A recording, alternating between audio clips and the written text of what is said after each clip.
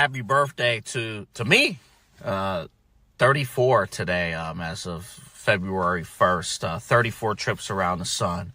I want to thank you all for your love and support, generosity, all of that. Thank you for rocking with me. Usually I'm very low-key about my birthday. I really am. It's like, what do we want to do? Not much. But maybe I should take the whole month to celebrate my birthday. I don't know if I deserve it, but maybe it's just Aquarius energy. I don't know. But Happy birthday to you. Happy birthday to you. Happy birthday.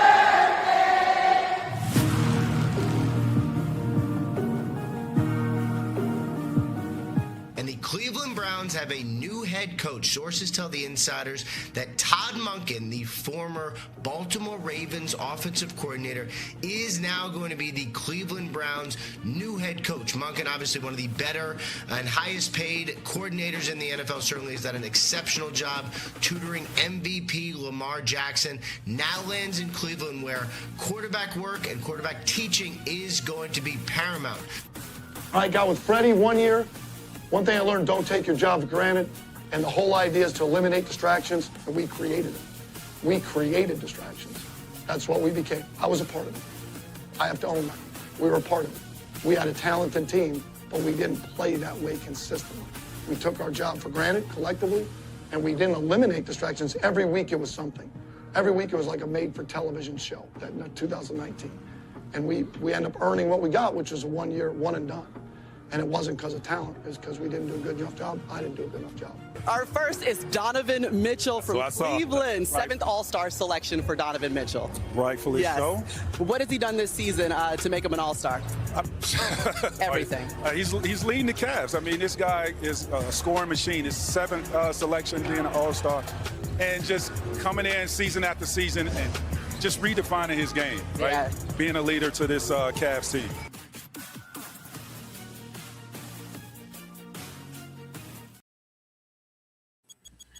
This is the main event on the Inside Edge Podcasting Network. I am Rob Rozycki. In the center is Double A, and on the far right, Eli Moon. How are we all doing today, gentlemen, on Double A's happy birthday? Wow. Well, you know, it's not my birthday, Rob, so I won't take too much of the time here, but I will say happy birthday to Double A. I mean, we could talk all day about him. I'm sure we will throughout this show, just about so many memories, but happy birthday, Double A. I'm doing great. The snow seems to finally stop here in Ohio, so I'm living. Double A, how are you feeling? You know, how long is this show? 2 hours, 3 hours, 5 hours? Well, it's all me all the time. And, I'm going to take all the airtime. I'm kidding. This has been a great day, great weekend. I said it all in the open, but again, I've always been very low-key about my birthday. I really have. But now I don't care. Now it's, you know what? I've had so many friends say they're going to take the whole weekend to celebrate their birthday. They're going to take the whole whatever. I'm taking the whole month. I'm taking the entire month because why not? Why the F not? I mean, it kind of sucks that you have the shortest month, but I mean, that's probably not the first time you've heard that before, given the month of February and the whole situation around it. But yeah, it does it's only 28 days as opposed to 31. Hey, we celebrate every 4 years when we get that 29th day. We celebrate. And I have friends who were born on February 29th, 1992. So every 4 years, they get the 29th. And I'm like, do you celebrate on the 28th or March 1st?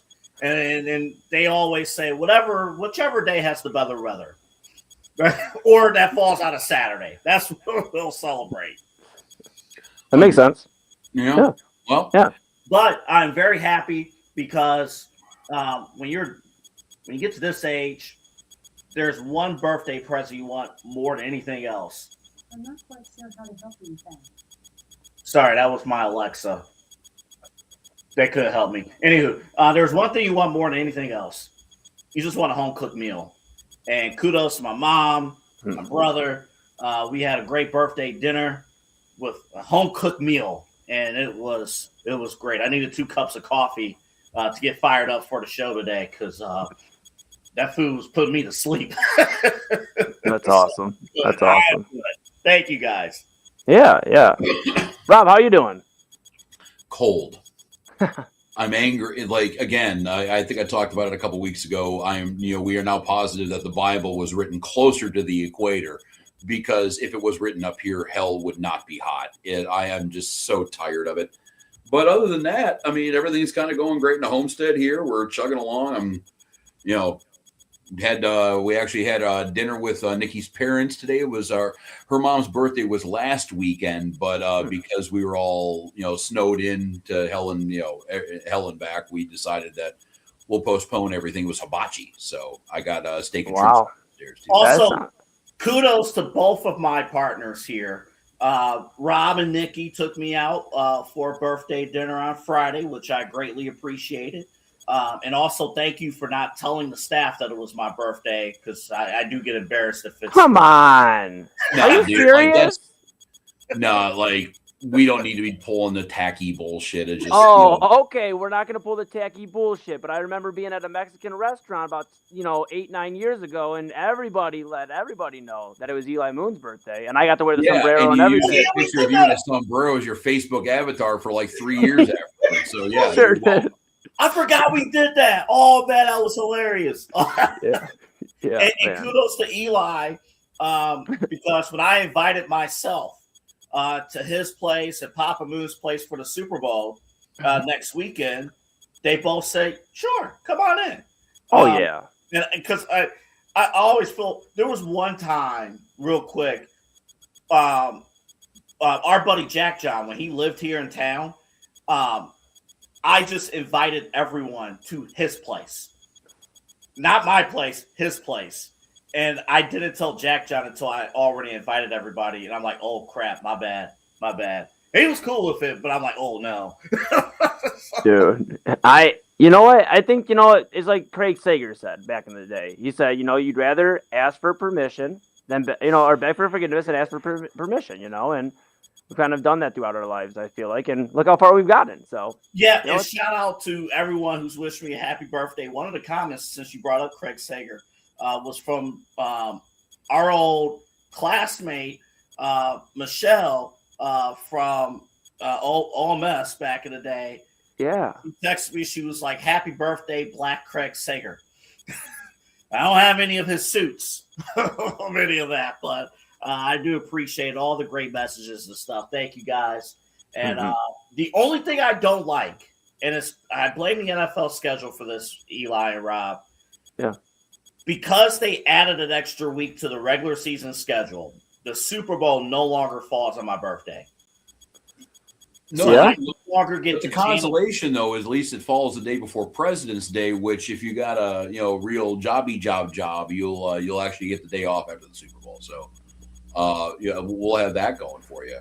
But to get back to business, and again, happy birthday, Double A. 34th birthday, not 41. Rob. Oh, you noticed that. I was going to wait to see how long you were going to take to notice that little. I saw that for the last 5 minutes. I was going to leave it alone, and I'm like, no, that's fine. Don't put that voodoo on me. We'll change it in due time.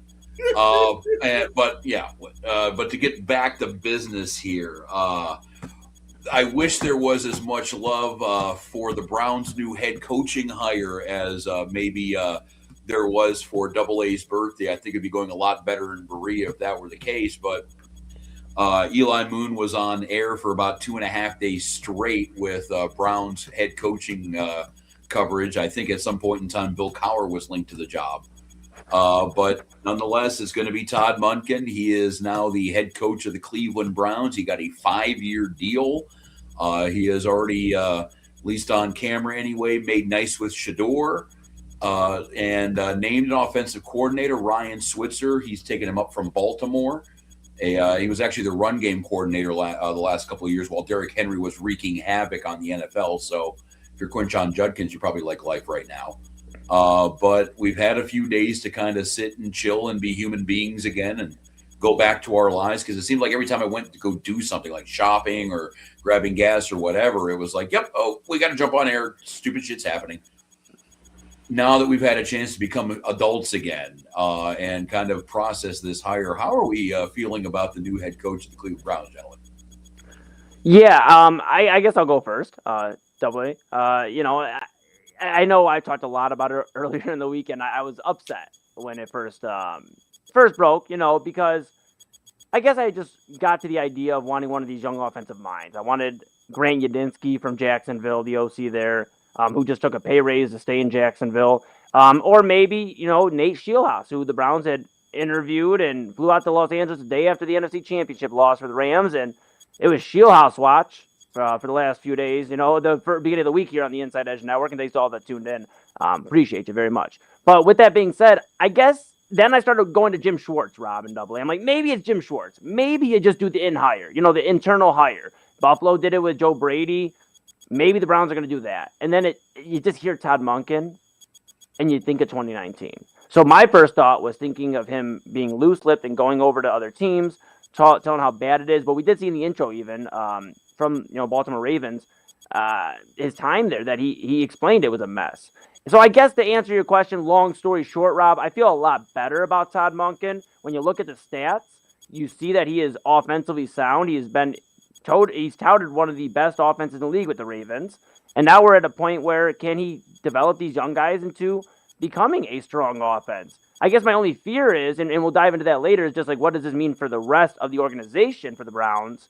Because his hire wasn't just a hire. It seemed to cause a ripple effect in the organization. But as far as Todd Monken, just about Todd Monken, what he brings, I feel a lot better about it if he can implement what he's trying to do. And it seems, Double A, that he's bringing in a lot of familiar buddies. It almost feels like the Browns are getting payback from like 1995. Like, they're like, you know what? You took our team, so we're going to take all your coaches now in 2026, Baltimore. You took our team back then, you know what? So, I feel a lot better about Todd Monken. Well, it kills John Harbaugh because the staff that's now here in Cleveland, John Harbaugh wanted that in New York. And he's that's kind of gutting the Giants, yeah. Yeah, so if we're just comparing the Browns to the Giants, who's in a better position from a coaching standpoint, maybe it is the Cleveland Browns. I think, and I said this earlier in the week, I think once you take away the rumor process, right, we were led to believe that they wanted to pair a young guy with Jim Schwartz and, the next Sean McVay type of situation, and you really just evaluated Todd Monken as one candidate.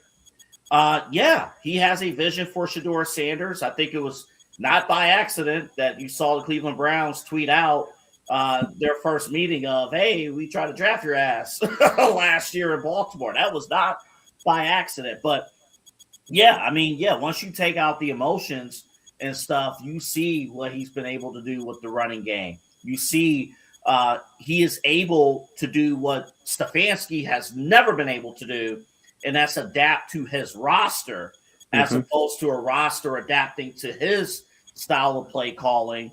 And, you want to talk about what is the plan for Shedeur Sanders.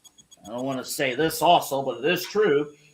If Deshaun Watson plays next year, what is the plan for Deshaun? What's the plan for any quarterback that's playing? And the number one thing you need is development. And I think with Todd Monken, I think that's huge. And in that open, I wanted to put that in there because, the one season he had here in Cleveland in 2019, Rob, was just it was a joke. But it was a joke because they had us a head coach. Yeah. Yeah. Well, I mean, the Freddie Kitchens run, I think we saw that the wheels were coming off, during training camp. And, it's almost like, can you really judge anybody and the way they were kind of doing things throughout? I mean, I think everyone just kind of turned into survival mode. There was no rudder steering the ship. So, at least he's smart enough to and humble enough to acknowledge that, maybe he was part of the problem too, and moving on and learning from it, because that's about all you can really do. And that's all you can really ask for him to do in that situation. I'm not going to blame him. It was Freddie Kitchens' ship after all. But you talked about the Shedeur or Deshaun or whoever's going to be quarterback. and the fact that they did want to draft Schroeder last year, probably as the backup role for sure, but and the fact that he is willing to kind of just tailor an offense to a particular quarterback. Before Baltimore, he was at Georgia running that offense, and we saw everybody, and won a couple of national titles there. With Stetson Bennett the fourth, and that was more of a run throw it around kind of a situation. Tampa Bay, he had Jameis Winston humming it around. I think he was the OC when Jameis had his 30-30 season. So he's he can be an option kind of coordinator with Lamar or a running quarterback. And he could also be Eric Coryell, let's throw it around, and gunslinger and see what's going. So, yeah, you are right. The fact that Kevin Stefanski constantly tried to jam a square peg into a round hole, I think, Monken's a little bit more pliable. And even if he's not pliable, he wants to work with Schroeder. So that would suggest that if he's not pliable, it's going to be in a way that's still going to benefit Schroeder. So at least the Browns have somebody who is I like the fact that he's a little older and maybe first time head coach, but he has been there, done that. So you got somebody who's a little bit more of a calming presence, but I still think it's kind of an uninspiring hire. And I still think that it is, because again, we kind of got hyped up for the young offensive minds, just like Eli was saying. And we got basically the defense or the offensive version of Jim Schwartz, which we're all kind of sitting here going, then why not hire Jim Schwartz?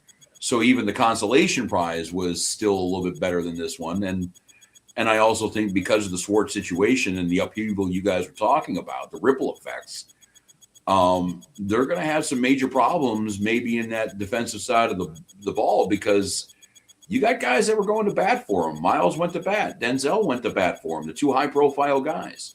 Or really, in Miles, the only bona fide Hall of Famer you have on this roster right now, or on the defense, was backing him up. And how does he feel about that? How does Denzel feel about that? Who's going to come in and run this defense? And is this scheme going to be as effective as Jim Schwartz? So there's going to be a lot of questions. And that's why I think it kind of created a few more problems than it solved. But if you find the quarterback, if you find the guy who can work with him, then every other problem is solvable. So, well, that's why we're thinking, right. But that's why I like Monken from the standpoint of you have an adult in the room who can solve those problems. Like you have a grown man in there. That's why I didn't really feel. I love the idea of bringing in one of those young kids, Udinski. I love the idea, but if Schwartz was still going to be here, and there's now a chance that he's still going to be here because he's still under contract, you need a clear leader in that locker room with Monken. I was just looking at this report. I kind of hate the fact that we're on video all the time because you can see when I'm looking at notes on the other computer screen. But Mary Kay posted today on Cleveland.com that when the list was narrowed down to the final three, Todd Monken was Andrew Berry's first choice. And Monken in the coaching search blew everybody away in his interviews with the Cleveland Browns. So something changed from the reported, we want to pair, a young guy with Jim Schwartz to, holy smokes, the best guy for the job is this 59-year-old guy who's been in the league who's been around football for a long time. That tells me either he blew them away because he's really that good, or those other young candidates are simply not ready to be a head football coach at any NFL team. Yeah, I mean, I get what Rob's saying, though, AA, and I get what you're saying, too, but it is still worrisome because, to Rob's point, and let me be clear, I feel better. I know I said I feel better. I still don't feel great. I still don't feel great about this. I think there is still a chance that this could be a retread. We talked all, coaching search for the Browns about retreads. In a way, this is a retread for the Browns. It's not their head coach, but it is a guy who had a pretty prominent role here in the organization. And my fear is, so right now, I feel a little bit better after researching the stats, after looking at, what he can do with offenses. And the Schroeder video made me feel really good as a Schroeder guy who I believe he can have a really good year this upcoming year with the full offseason, knowing he's going in as a starter.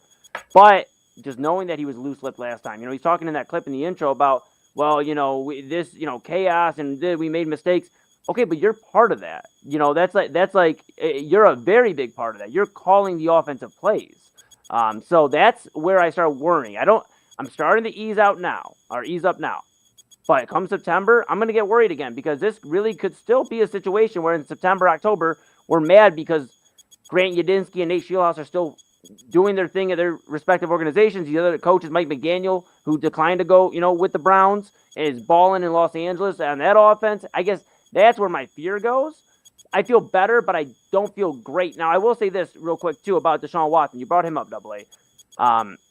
When it comes to Watson, I really think there could be a possibility, guys, where we're seeing the end of the Deshaun Watson era here. Not just like saying he's going to sit on the bench and chill for the next couple of years.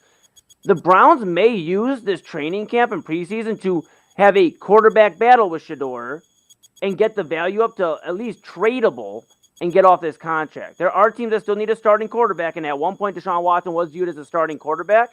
So I could see it where the Browns use this to try to boost the value of Deshaun Watson and move off of it. I get there's still a lot of money on that contract, but not as much as when he signed it. That contract is not movable. It's going to be a hit. Yeah. They can take it. They can take it if they have to. The nice thing is that the cap kind of increased $30 million from last year. I think it's going to be about 301 to 305. So there is some room for that, and it's not the $90 million, $100 million hit that it would have been last year, 2 years ago. So that is doable. The issue with the trading of the Watson stuff is that if Watson is good enough to be even a desperate option for another team to be starting, for them at any given point in time, then I think with the fan base, and I think it would be a natural question, why wouldn't he be good enough to start for the Browns at that rate? Maybe you could argue that he's not re-signing, and we got to play him for the long term. But if he's good enough to play for somebody else, wouldn't he be good enough to play for the Browns? I think it's how the Browns and I know you got some thoughts. I think it's all about how the Browns view Shedeur Sanders and view the quarterback room. Because if they believe Shedeur Sanders can lead this franchise for the next 10 to 15 years with Todd Monken, whoever, whatever the coaching situation looks 10 years from now, it's crazy to think even 2-3 years ahead of time. But when you look at that's I guess what it's going to come down to, Rob, is do the Browns value Shedeur Sanders as a franchise quarterback? Because I think if that becomes a possibility, like I said, I get it, guys. That contract is still a monster. But there are teams out there that are desperate. That's all I'm saying. And I think if Deshaun Watson were to show at least signs of what he was before all this mess that we've inherited, I think it could be a probability where the Browns go, hey, we can get you somewhere else. We're done. We're cutting ties. We're moving on with our future. Because Deshaun Watson isn't in the cards for the future, so why should he be in the present? I just don't like the idea after this past season going with that 4 quarterback competition, which was nonsense. I don't like the idea of, honestly, I'm not a big fan of going into this season with fake QB competition. I know, at the beginning of the camp, I get it. Deshaun's going to have to get reps. He's going to have to get reps. But this is Shedeur's job to lose. And if Schroeder can do what he needs to do this offseason and in camp, he should have that starting job wrapped up within the first week of camp. That should be, even the first preseason game. That's that. He's our starter. He's our guy. I do want to real quick, wow, double wording there. I think this is it right here. Do we have Schroeder meeting Todd Monken? Do we have that clip, Eli? Yeah, we sure do. Play that. What's going in at? Oh, yeah. Hello, young man. How you doing? Welcome back to the States. How we doing, man? Good. Yeah, we tried to draft your ass last year. It's all worked out. Yeah. You remember that, right? Yeah, that's what I was about to tell you. Someday we'll get a chance to talk about that. Yeah. Yeah. Awesome. Well, sit down. I like the high school teacher vibes with the blazer and jeans. Yeah. That's the cool teacher that tries to relate to his students and is a really chill guy. Yeah, courtesy of the Cleveland Browns. If there's nothing else about Todd Monken that I like, give me a head coach with personality. Give me a head coach that's going to actually, talk to the media, that's going to actually relate to his players, that's going to actually, be excited to talk football and, character, just little things like that. That is cool with me. And again, like I said a few moments ago, it is not by accident that the Browns put that clip out when they did. Oh, God, yeah. Yeah. Yeah. Well, yeah, and I think that was kind of the signal that Schroeder is, I'll at least say, the clubhouse leader for starting quarterback. And I think that has a lot to do with Schroeder, a little bit Schroeder, of course, but the fact of, what are the other choices right now? If you go veteran, it's a Mac Jones or a Malik Willis. If you go draft, any other quarterback besides Roberto Mendoza looks to be kind of are you going to grab Trinidad Chambliss? You're going to grab Ty Simpson? You're going to grab, any of those lower end? Because with those guys, you're talking about the 24th pick or even a second, third round pick for those guys. So, is that any better than Schroeder or Dylan Gabriel at that rate? So I think the Browns are in a basically kind of a shotgun marriage where, like it or not, we're going to be together for the next 12 months. So, and I'm not saying they hate the idea of bringing Schroeder in, or Schroeder doesn't have a chance to take the job long term, but I think he is aided by the fact that there is no, this isn't 2 years ago where you got Drake May sitting there top 5 still. You don't have that kind of option that maybe you might have in the last few years. So, because Schroeder is going to be here, and unless he screws up, I think it's his job to lose. Yeah, and obviously, this draft is going to be about adding the pieces around Schroeder. Because I feel right now he's the front runner. We keep talking about it. He's the front runner for the job. Like, we keep talking about it. So it's about adding those guys, whether it's a Jordan Tyson out of Arizona State at receiver, a Carnell Tate out of Ohio State, or, even we talked on Inside Edge Primetime, me and Chad Bryan, we talked about Mekhi Lemon. I would not be surprised if a guy like Mekhi Lemon went off the board very early from USC, a speedster. And one thing about Todd Monken, he likes to go fast. He likes to have speed in his offense. It's very clear. One of the first draft picks in the Ravens organization when he was there was Zay Flowers. And Zay Flowers has exploded as their wide receiver 1. So I would not be surprised, and I know we'll talk draft. We'll have plenty of time to talk draft. But I would not be surprised if the Browns surprised us with Mekhi Lemon or somebody we're not expecting on our big boards right now. Well, if you had to ask me right now at 10 till 11 here on the 1st of February, happy birthday, AA. That's right. I would say the Browns are probably going to trade down. I could see them doing kind of what they did last year and trading down, but staying in the top 10 because I am reasonably sure they're going to be looking at a big, ugly offensive lineman. And I know that that kid out of Utah is kind of the top-ranked dude. I've seen him in some mocks go as high as 2 or 3 even. So if he's not there, and I'm the Browns and I'm going to pick a lineman anyway, might as well move down 3 or 4 spots, get a little value, pick the guy I was going to grab anyway, and move on with my day. But I wouldn't. I'm reasonably sure they're going to address that line pretty quickly in the draft. But you can also make a case they need to address that wide receiver room. Oh yeah, absolutely. In that draft too. And it's going to be how deep is each class respectively? Where can they get the value in the second and third round? So again, we're going to have plenty of time to talk for the draft. And by the way, too, the Browns still have to fill out their coaching staff. So who is going to be the DC? Is it going to be Jim Schwartz? Is it going to be somebody else? Is Jim Schwartz going to punch that guy? We don't know. And then along with the offensive line coach, along with a lot of these positional coaches, that's going to be their first step. Andrew Berry is going to be working on the draft. But, right now, at least the Browns know what they're going to be working with moving into the next few months and the beginning of this offseason. Let me ask you guys this, because if Jim Schwartz is going to leave, he has to make that decision, right now, right? He would have to, if you want to raise hell about your status and you're still under contract, you got to make that call now. And I think right now, the fact that we haven't heard much from him since Monken was high, except the day off, right? It's been a few days now. We haven't heard much of anything. No, it wouldn't be the first kind of managerial situation where, you see the dude storm out and you're like, okay, give him 48 hours. We'll give him a call, see how he's feeling and where he's at mentally. I mean, but we'll see. I mean, And interesting to see how that moves forward. And I know we're going to pivot here in a second, but real quick to answer that question, Double A, I'll answer with a question. Where is Jim Schwartz going to go? San Francisco just filled up. They're bringing in Raheem Morris. So where exactly is he going? I mean, there's not just defensive side of the ball here. There's not a spot I can imagine off the top of my head that is a better position right now for Jim Schwartz in 2026 than continuing to show out why he's a dominant defensive coordinator for the Cleveland Browns. Because I know this was a crazy year in terms of head coaching openings. I know at one point, 10, 11 openings. So, but there will be openings again next year because it's the NFL.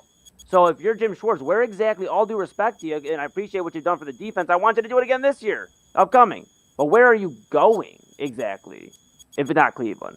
Yeah, I mean, are you willing to sit at home for a year? Like, Is this fight worth it for you to sit at home for a year? And also, too, this is a conversation that Todd Monken and Jim Schwartz, they're going to have a conversation just to see, dude, he's the head football coach. I know he's almost 60 years old, but it's like, all right, do I have your respect in the locker room? And again, these coaches, they've known each other for years, so it's not like, again, if I became the head coach of the Cleveland Browns at age 34, pretending like I had a rich football history, can I look at Jim Schwartz and say, hey, this is my team compared to a top monk?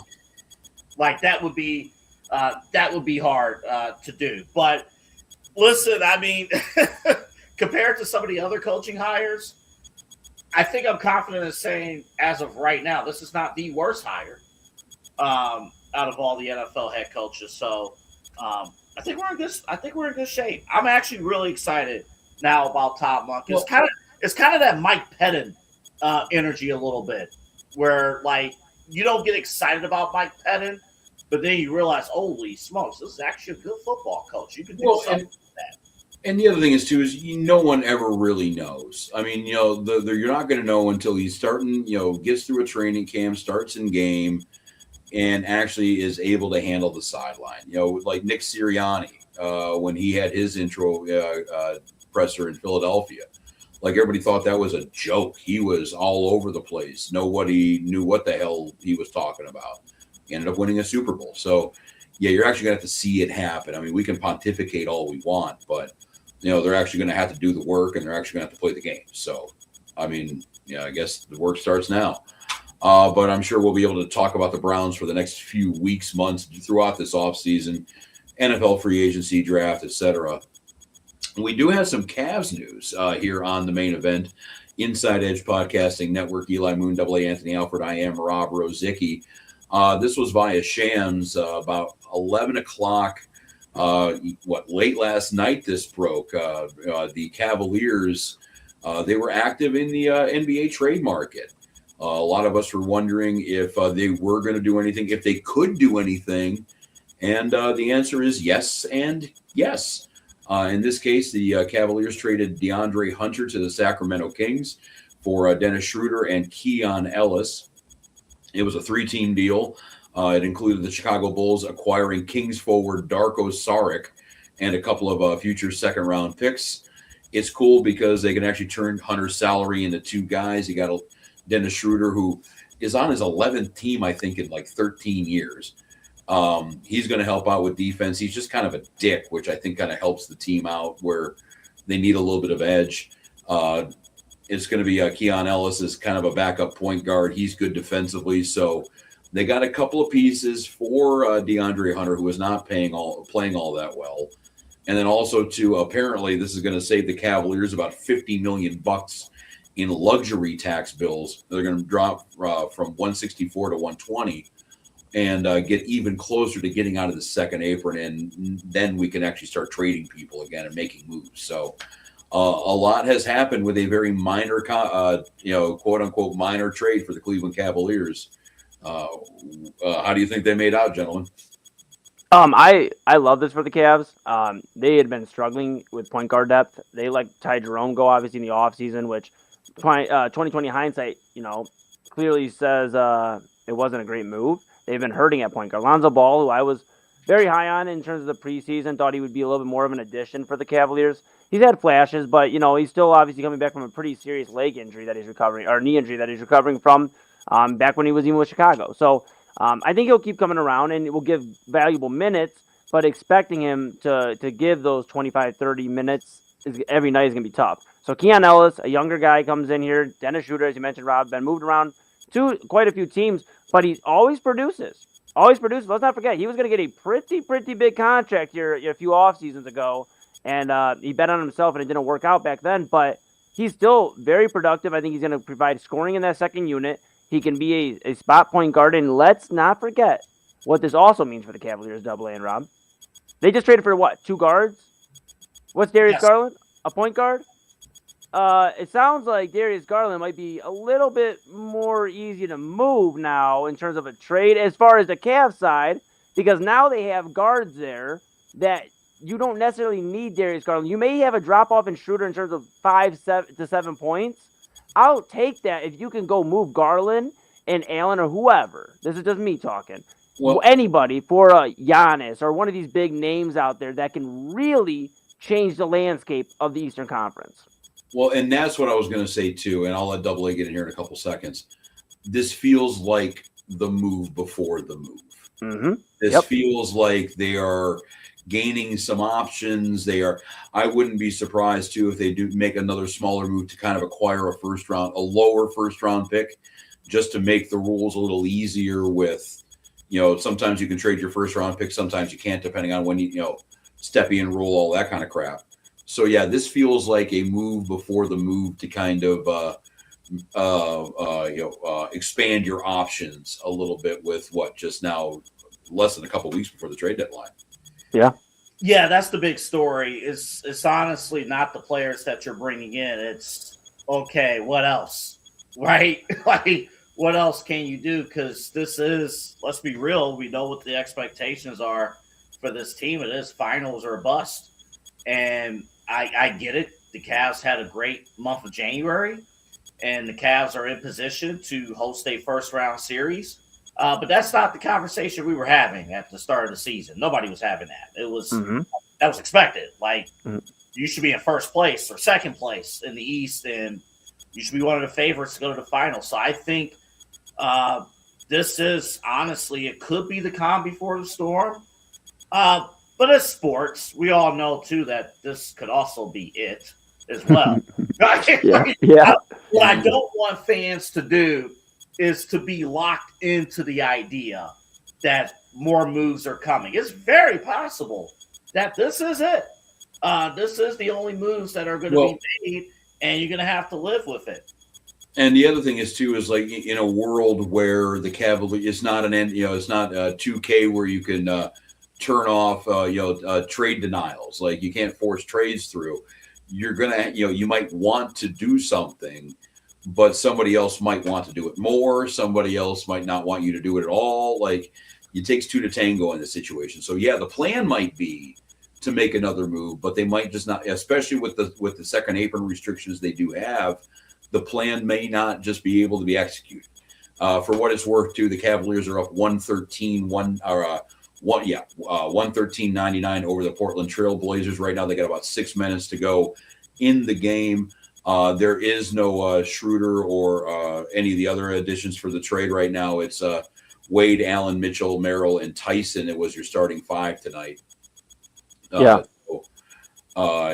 the Cavs are a little shorthanded and everything too. So, yeah, the Cavaliers at least are going to take care of business. But yeah, this feels like the move before the move for sure. At least to me, it does. And again, I'm with AA. That doesn't necessarily mean anything is 100% going to happen.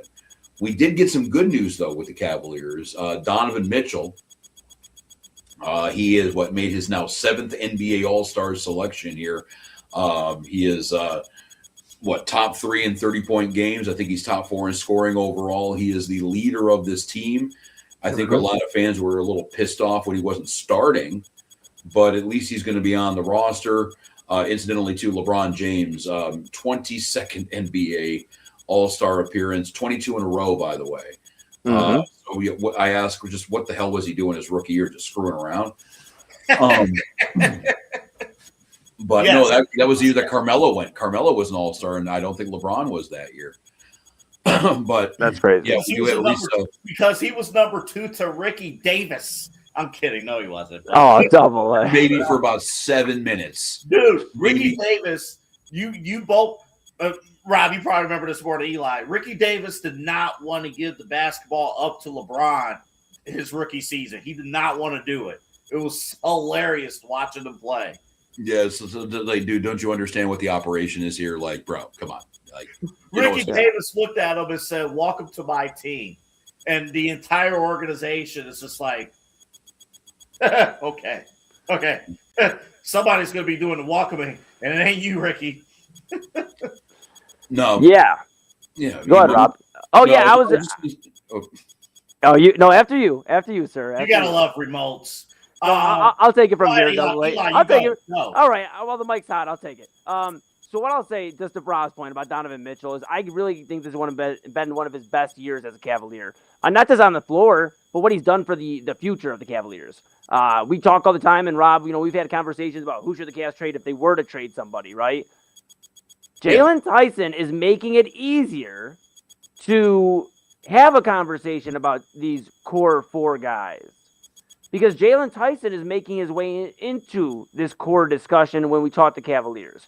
He is a second-year player. He was a first-round draft pick for the Cavaliers. Our guy Rob is classified as a dog. The guy just plays good basketball. He is having his best stretch as a Cavalier here the last 2-3 weeks, really the last month, as he's been in the starting lineup more and more. And I think that makes it easier with these additions of Schroeder and Ellis, just to pivot back to the trade for a moment. I think in Tyson stepping in, the Cavs are developing depth where a Garland or any of these guys trading them isn't going to be as severe of a move as it would have been at the beginning of the season. And that's a kudos to Donovan, because Donovan took Jaylon Tyson under his wing. I heard, on a Cavs broadcast earlier this year about how he took Tyson under his wing. Tyson asked if he could come sit with him and go over game film, because Donovan was studying game film. And he sat with him, and he's took him under his wing since.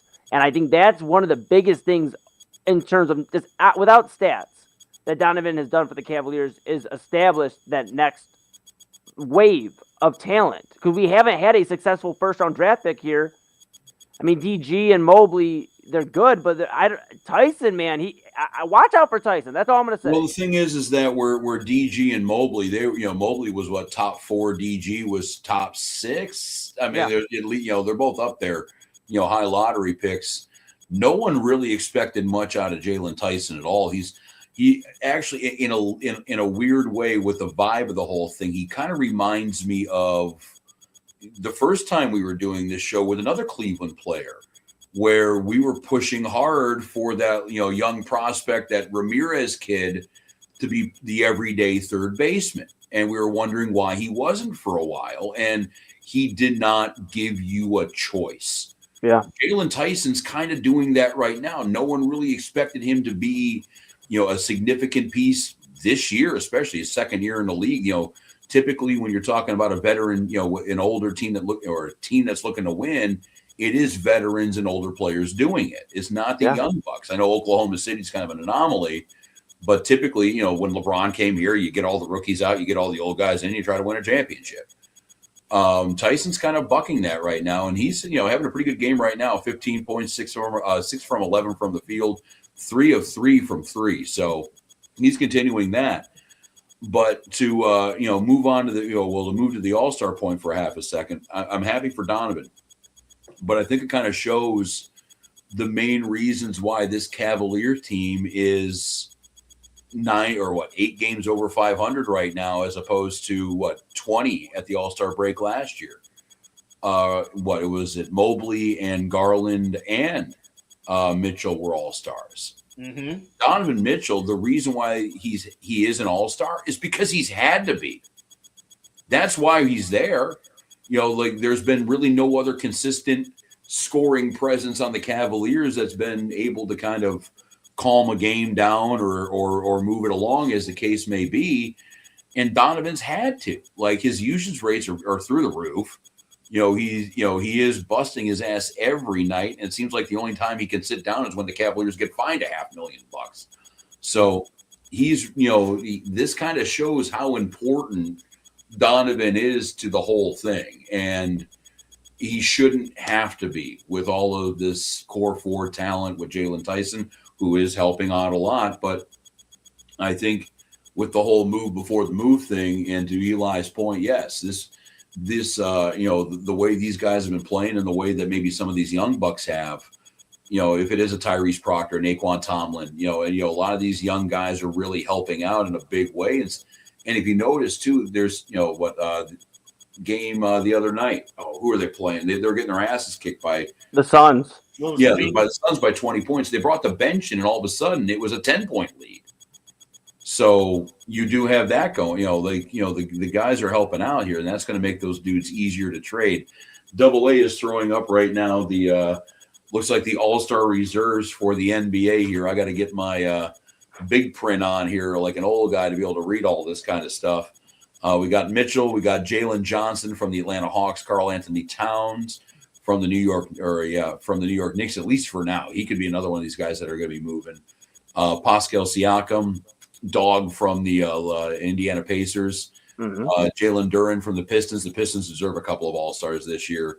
Scotty Barnes from the Hawks, and Norman Powell, rounding it out from the Heat. Norman Powell's had a hell of a season too. Yep. Barnes from the Raptors, Rob.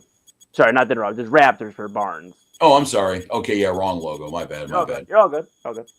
And then the reserves for the West round out Anthony Edwards from the T-Wolves, Jamal Murray from the Nuggets, who just got Jokic back, so it looks like their days are going to be a little bit easier now. Chet Holmgren from the Oklahoma City Thunder, Kevin Durant from his ninth team right now. Yes. The Houston Rockets. I wouldn't be surprised if he's playing for the Shanghai Sharks next year. Devin Booker, a former teammate of Kevin Durant from the Phoenix Suns. Who the hell is? Oh, don't! I got this one. I have a song actually. It's and LeBron James. But who the hell is this? Yeah, dude? hey Eli, take this one. I got it. I would be honored, fellas. Denny Avdija. He is the wing for the Portland Trailblazers, a sharp-shooting three-pointer. He has really taken the lead for Portland. With Damian Lillard being traded back there, but he's rehabbing, so he may not play this year is really the expectation out for most of the year, if not the whole season. They needed somebody to step up, and Jeremy Grant's been there and has been a guy that Portland can count on, but he is not a guy that you can build towards. Denny Avdija, they made a sneaky trade to get him in Portland, and he has just been lights out. And so much so that me and my bro narrator have become Denny Avdija fans. Like, we're with him. Like, if he can find his way to Cleveland someday, awesome. But we even made one of my last singles that I dropped, just quick plug, that you can buy for $1 straight through me, is Denny. I named it after Denny Avdija. So when I started hearing Rob start having some concerns about my guy Denny Avdija, man, like, but Portland has one with him. I will say he's young too. He's a young guy. He's under 25 years old. So Denny Avdija. Yeah, he missed a nice game against the Cavaliers with a back injury. Yeah. By the way, what are they doing with teams right now in the NBA? Denny Avdija and the other guy on the injury report for the Portland Trailblazers is Vit Krejci. Like, are we just making shit up right now? Is this like Key and Peele time? Well, I'll say it's going to happen. They're going to be representing the world team. First Israeli to get an All-Star nod. Yeah. So, And just, and I said under 25, my apologies. He is 25, but still 25 and under, a young player. And just to make us all feel older again, he was born in 2001. So I was just going to say this. If you don't remember your day when 9/11 happened, you are young. I'll just say that. Yeah. I think that's the cutoff at this stage right now. You got to remember what you were doing on 9/11. I think that's talk to my mom and she'll give you the same talk about Kennedy's assassination. But yeah, I do get you with that. But and it was kind of a sad day when I worked with the first person in the kitchen who was born after that day. So yeah, it's definitely a weird thing, and just not cool. Also, too, remember in 2026 we are going to be dealing with people on the road who were born in 2010. So. The year I graduated high school. I was in 7th grade. Actually, the fascinating thing now, I think 10 years now when we did this show, I now see the young energy I used to have in Eli now, and I see the wisdom that Rob had upon us 10 years ago. You can call it crankiness too. It's fine. That, mostly that. That's funny. And we got a couple minutes left here of this segment. We talk about All-Stars, talking about where the Cavaliers are at, talking about this whole situation. Mm-hmm. Two of the guys in this All-Star conversation, Donovan Mitchell, LeBron James. LeBron making his 22nd one in a row. We all kind of know, okay, I think if LeBron James is not in the All-Star game, you're going to have roughly the same scene that you see in Minneapolis happen in front of the NBA headquarters. It is running ablaze right now. Rumor mills are going through the roof that the Cavaliers could be getting a new small forward coming into town next year for the third time. I guess we'll have time to talk about this because I highly doubt it's going to happen with the trade deadline.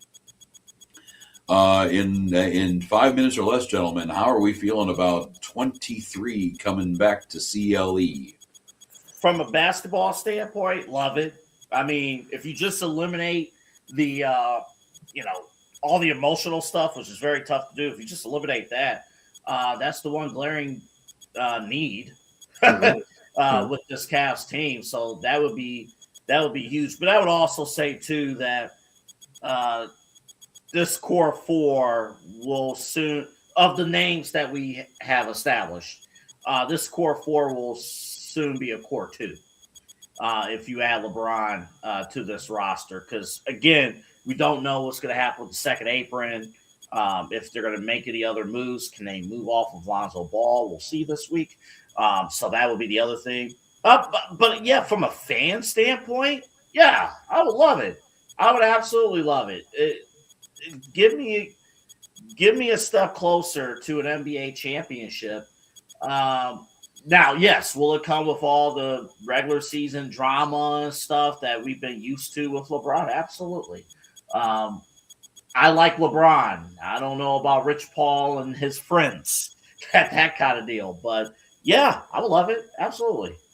Yeah, I'm kind of on the same page as AA, but I would love it more as an off-season signing and not giving up any of the assets. I think if the Cavs are going to put their chips in and try to make a big trade, it should be for Giannis Antetokounmpo. It should be for some of these big names that are out there right now, and they should try to add LeBron as the third piece of this missing puzzle. And I mean, that's at least where my mind goes, right? Okay, you made these moves with Schroeder and Ellis. You're going to probably make another move. That's at least my opinion. They're going to make another move. And whether it's for Giannis or one of these big stars, if you could add LeBron just as a free agent, I mean, that would be incredible for the Cavaliers. And ultimately, that's the only way I truly feel the best about this. I mean, don't get me wrong. I welcome LeBron. If the Cavs made a trade for him tomorrow, I'm going to embrace it. I mean, this guy brought us a championship. I get the leaving town, whatever. I mean, we can have a conversation. But at the end of the day, he makes this team better. Everybody's like, well, he's dropped off. LeBron dropping off is still better than 70-80% of the league right now. And that's what we have to have a conversation about. Does he make this team better? Yes. Will it add the drama? Yes. But AA, to that point, aren't we kind of already dealing with some in-season drama with the Cavaliers just without LeBron James? Yeah, I'm not. Yeah, I'm cool with that. I was it's only a different laughing. type of drama. I know. Real quick, I was only laughing because if LeBron was traded here tomorrow, Eli's going to be on the air for 7 hours on our Inside Edge network, breaking this down. I'll get my coffee ready now. Yeah, so if LeBron is traded here to the Cleveland Cavaliers tomorrow, we will be on the air to break it down. I'm sorry. Go ahead, Rob. No, I was just going to say I don't think it's going to happen for a trade. And I like your idea of trading for Giannis. I don't think he's going to be available when the Cavs can trade for him, though. I'm reasonably sure Giannis is going to get moved in the next couple of weeks. If it's going to be I think Miami's been mentioned a little bit here. There's a few players involved. And the Cavaliers just simply do not have the flexibility with the second apron or the assets without the second apron to facilitate something like this. You know, with the money involved, you're talking about shipping Donovan Mitchell off. He's the only contract. Maybe Evan Mobley. The two guys you don't want to trade would be the two guys that you would have to trade, or one of them anyway. AA, you have a bad poker face. Everything okay? Did you guys see Jared Allen's stats tonight? Yeah, I was just about to go. Yeah, Cavs going final 130 to 111 with the Portland Trailblazers, and Jared Allen made somebody his bitch. 40 points, 17 rebounds, 5 assists. 4 Jared blocks. Allen basically telling the Cavaliers, if you go trade me, this is what you're gonna miss out on. That's a statement performance by Jared Allen. Just well, tonight. and I mean, and just to go with the Allen thing and the Cavs win tonight, yes, and the Blazers are not going to be winning a title this year or next, but they're a team that's right around 500. They're not quite the garbage truck that has been the Blazers the last couple of years while they've been rebuilding. So, yeah, this is not just feasting on the corpse of the Charlotte Hornets or anything like that. Yeah, Jared Allen, definitely went off. 40 points, as Double A said. Nice thing though for Donovan, they won this game comfortably, and he was the third high man on the team tonight. Sam Merrill had 22 points. Actually, Jaylon Tyson had 18, and then after that was Donovan Mitchell. So Mitchell could basically take a night off.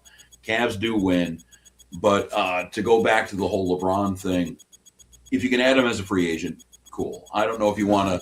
He's kind of that. You walk. You're walking in the mall or something like that. And you see the cool shirt or something like that. You're like, you know what? I would wear it. I would have it, but I don't want to pay for it. That's kind of where I'm at with LeBron. Like, I would want him on the team, but I don't want to give up any assets. I don't need to. We don't need to start trading around. So yeah, free agency works for that for sure. It would be a good story. He would be wanting the retirement tour. That would be the other drama that we'd have to deal with. We would be the hospice nurse for LeBron's NBA career as the Cleveland fan base here. So it would be a lot to deal with. It would improve our chances to win a title. I don't know how much, but it would definitely make things interesting to talk about. Let me follow up, though, on that point that you just made. So here's the doomsday scenario for the Cavaliers. Another second-round exit this year. If you get another second-round exit this year, the team as is done. Like, that's it. The team as is. So would they go one way in blowing things up and basically, Donovan Mitchell and Evan Mobley, and then figure out the rest of the team with young players, and Tyson and others? Or do you swing the other way and see if LeBron is that extra bridge that can get you to that promised land? And I'm specifically mentioning second round because that's saying that this championship contending team at that point isn't close. Like, we're not talking about making the NBA finals and losing. Like, we're talking, again, not getting to the conference finals. Like, you're going to see a big swing one way or the other. Mm-hmm.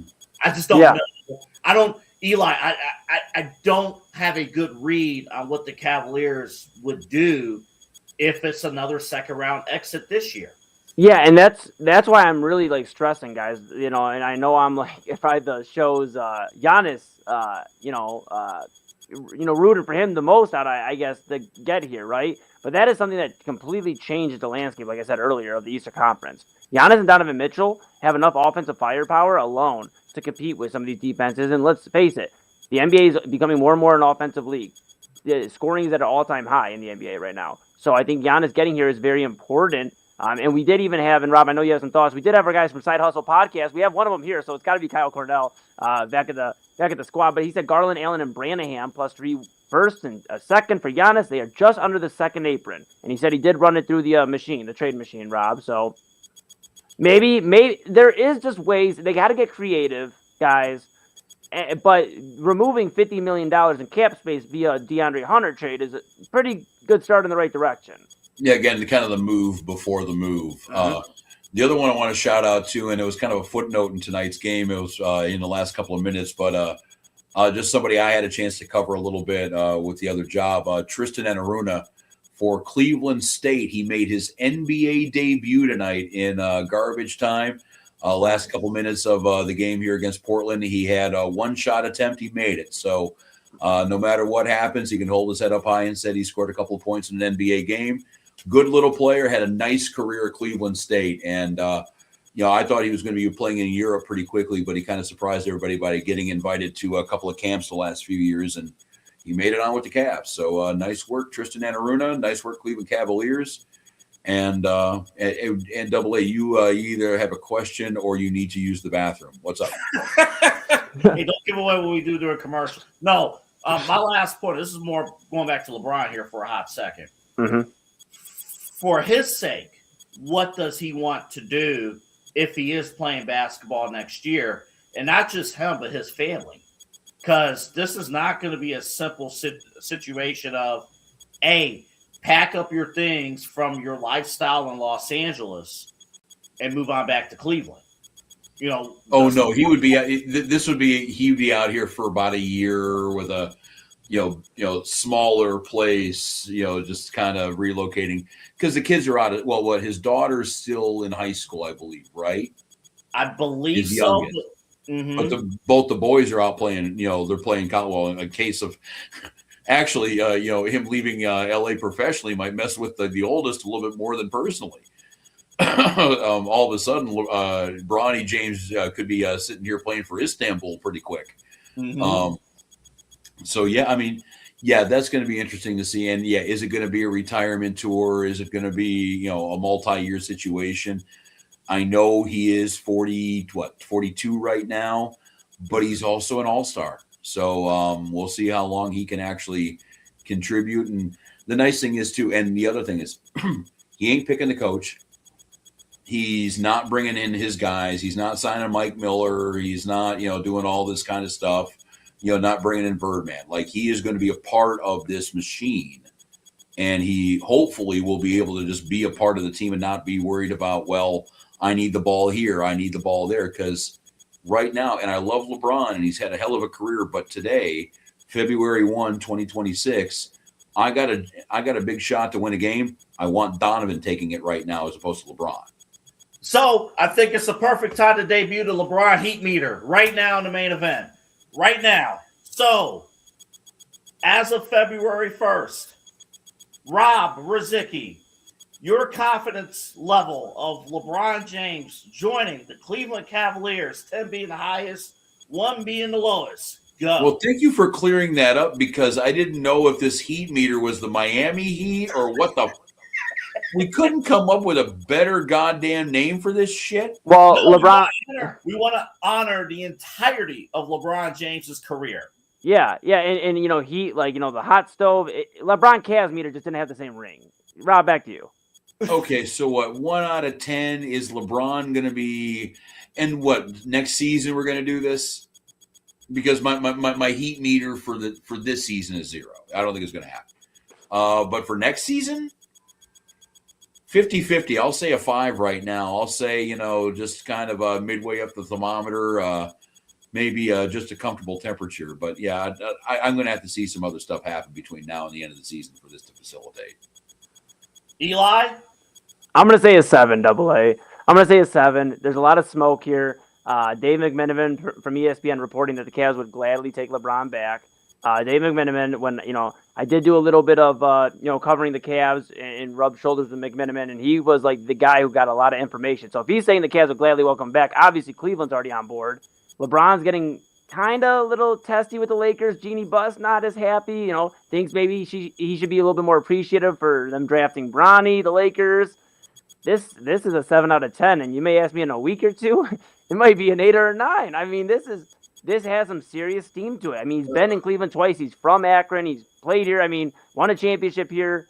He's getting older. I mean, it's not like this is like year 14, and we're talking about him having another 10 years. I mean, this is the end. 7 out of 10, AA. I think it's guys. Yeah. Say 8.5 because if the video is true, from what I saw, Adrian Wojnarowski, he was at the game. He was at the Lakers-Cavs game. And there was a fan. I don't know if it was from that game, but there was a fan that looked at Woj and was like, hey, where's LeBron playing next season? Right effing here. 8.5. LeBron James is coming back to Cleveland for one last dance with the Cavaliers. All right, tune up the Skylar Gray, apparently. Great. But yeah, More we'll our see. luck, he'll sign an extension with the Lakers just for the hell of it. Oh yeah, that'll be exactly what. While wearing the decision shirt, that'll be great. He already did that. Real quick before we pivot to break, did you guys remember the ad LeBron did where he was doing the other decision and it was just a tequila commercial, whiskey? He switched to whiskey. Yeah, something like it was some booze. I think Hennessy maybe. It was Hennessy. Earlier in the season. Crazy. Absolutely crazy. Well, this is the main event here on the Inside Edge Podcasting Network. Without football season kind of influencing everything, this is what we're going to be trying to do, at least in the lead segment of the show, is kind of hit all the local teams, or at least the local stories. I know we didn't hit really a whole lot of Guardians today. 12 days until pitchers and catchers report. Stay tuned. We will be having a Guardians pregame or a preview show. We just got to figure out what day works for all the talent involved. And as soon as we've come to a conclusion on that, we will share that with all of you. Mm-hmm. But yeah, we're going to try to do the first segment of the show, basically just kind of covering what's happening locally here. And thank you for dealing with our Cleveland sports talk now for the last 60 minutes or so. We're going to move on to the NFL. We got some news and notes happening. A lot of crazy ass stories happening with the NCAA. We got did double A. Okay, so we had a we had a golf story. We had a racing story. Yeah. And now we're going to do a tennis story. So we got a lot of stuff to cover over the next hour and about an hour and a half or so. This is where we need Side Hustle to stick around on the show because we'll actually need Kyle's input. Yeah. As the tennis expert of the network.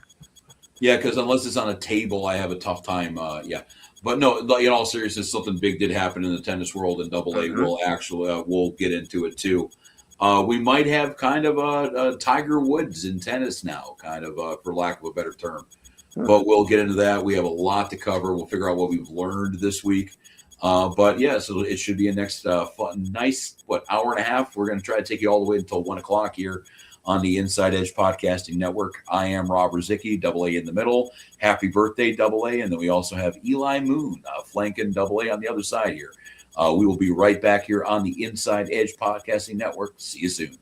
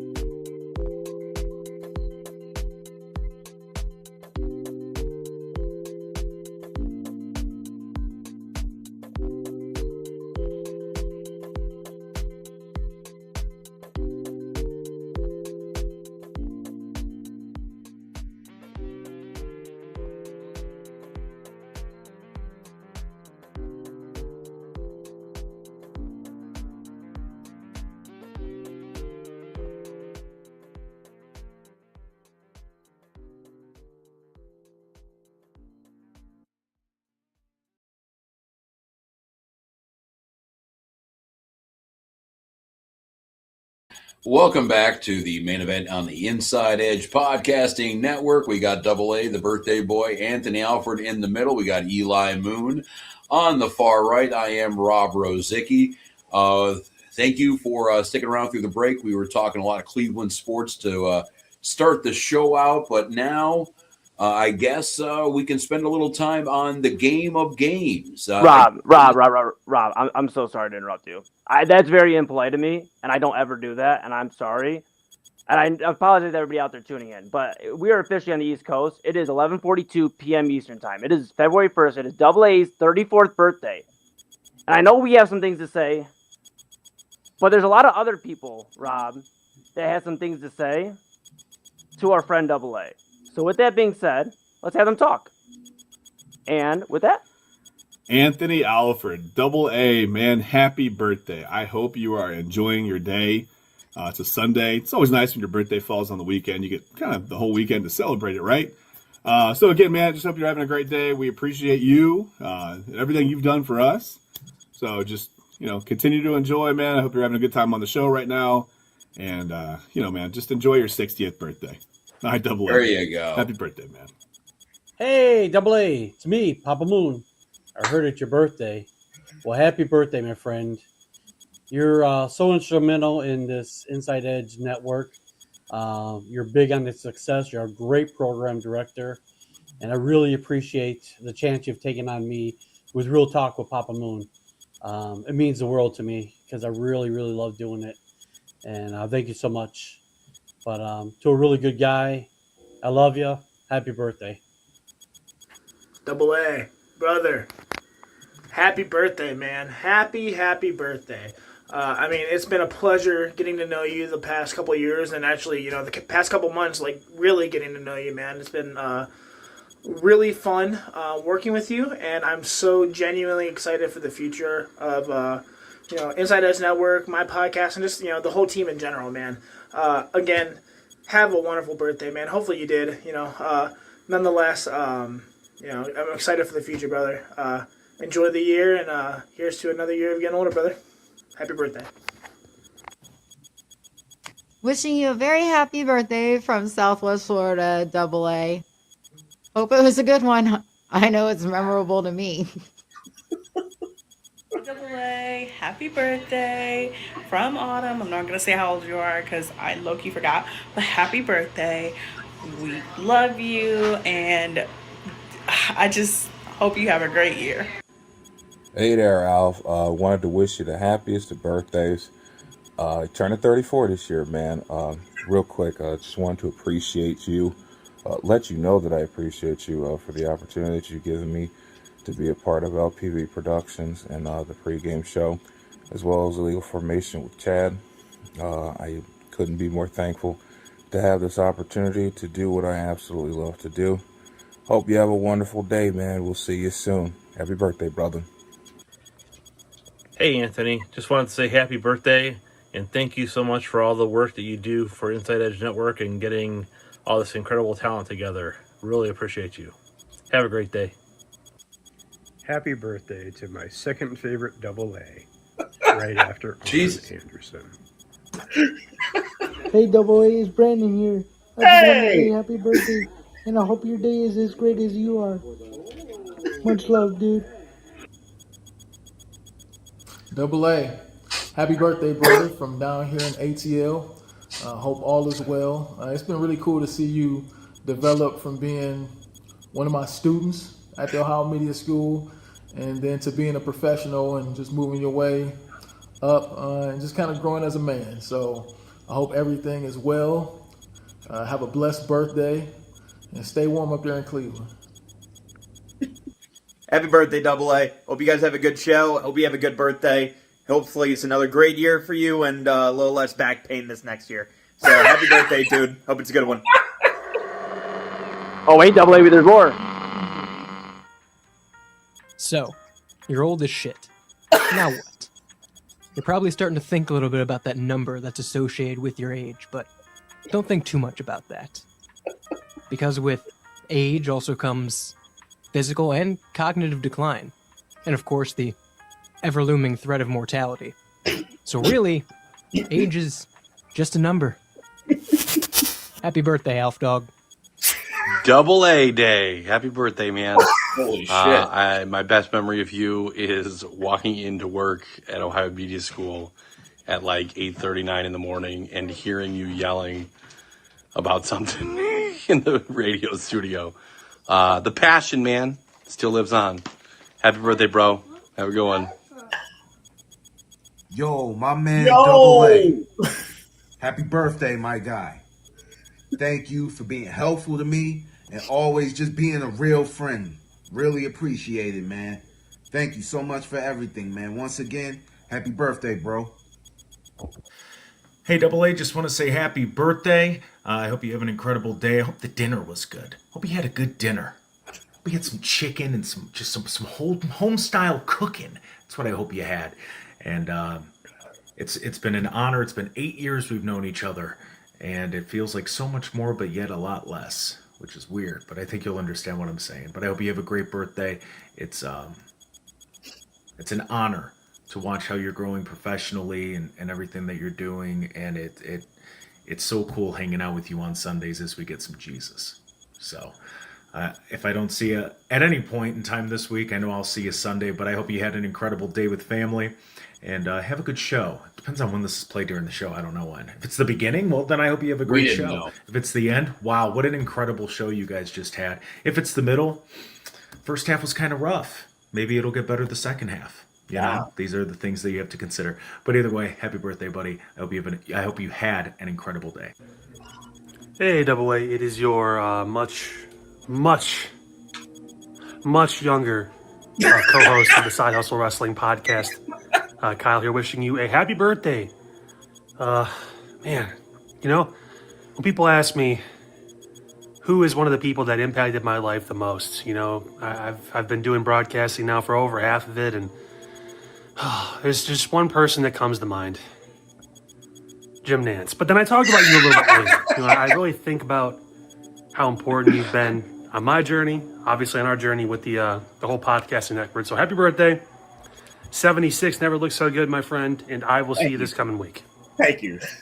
Happy birthday, Double A. Happy birthday to you. Happy birthday, Double A. Before we get any further, I do live up here in the great north, and it's a little chilly outside, so let me get another layer on if you don't mind. So, look, I was kind of told, tell a story, just wish him happy birthday, all that other fun jazz.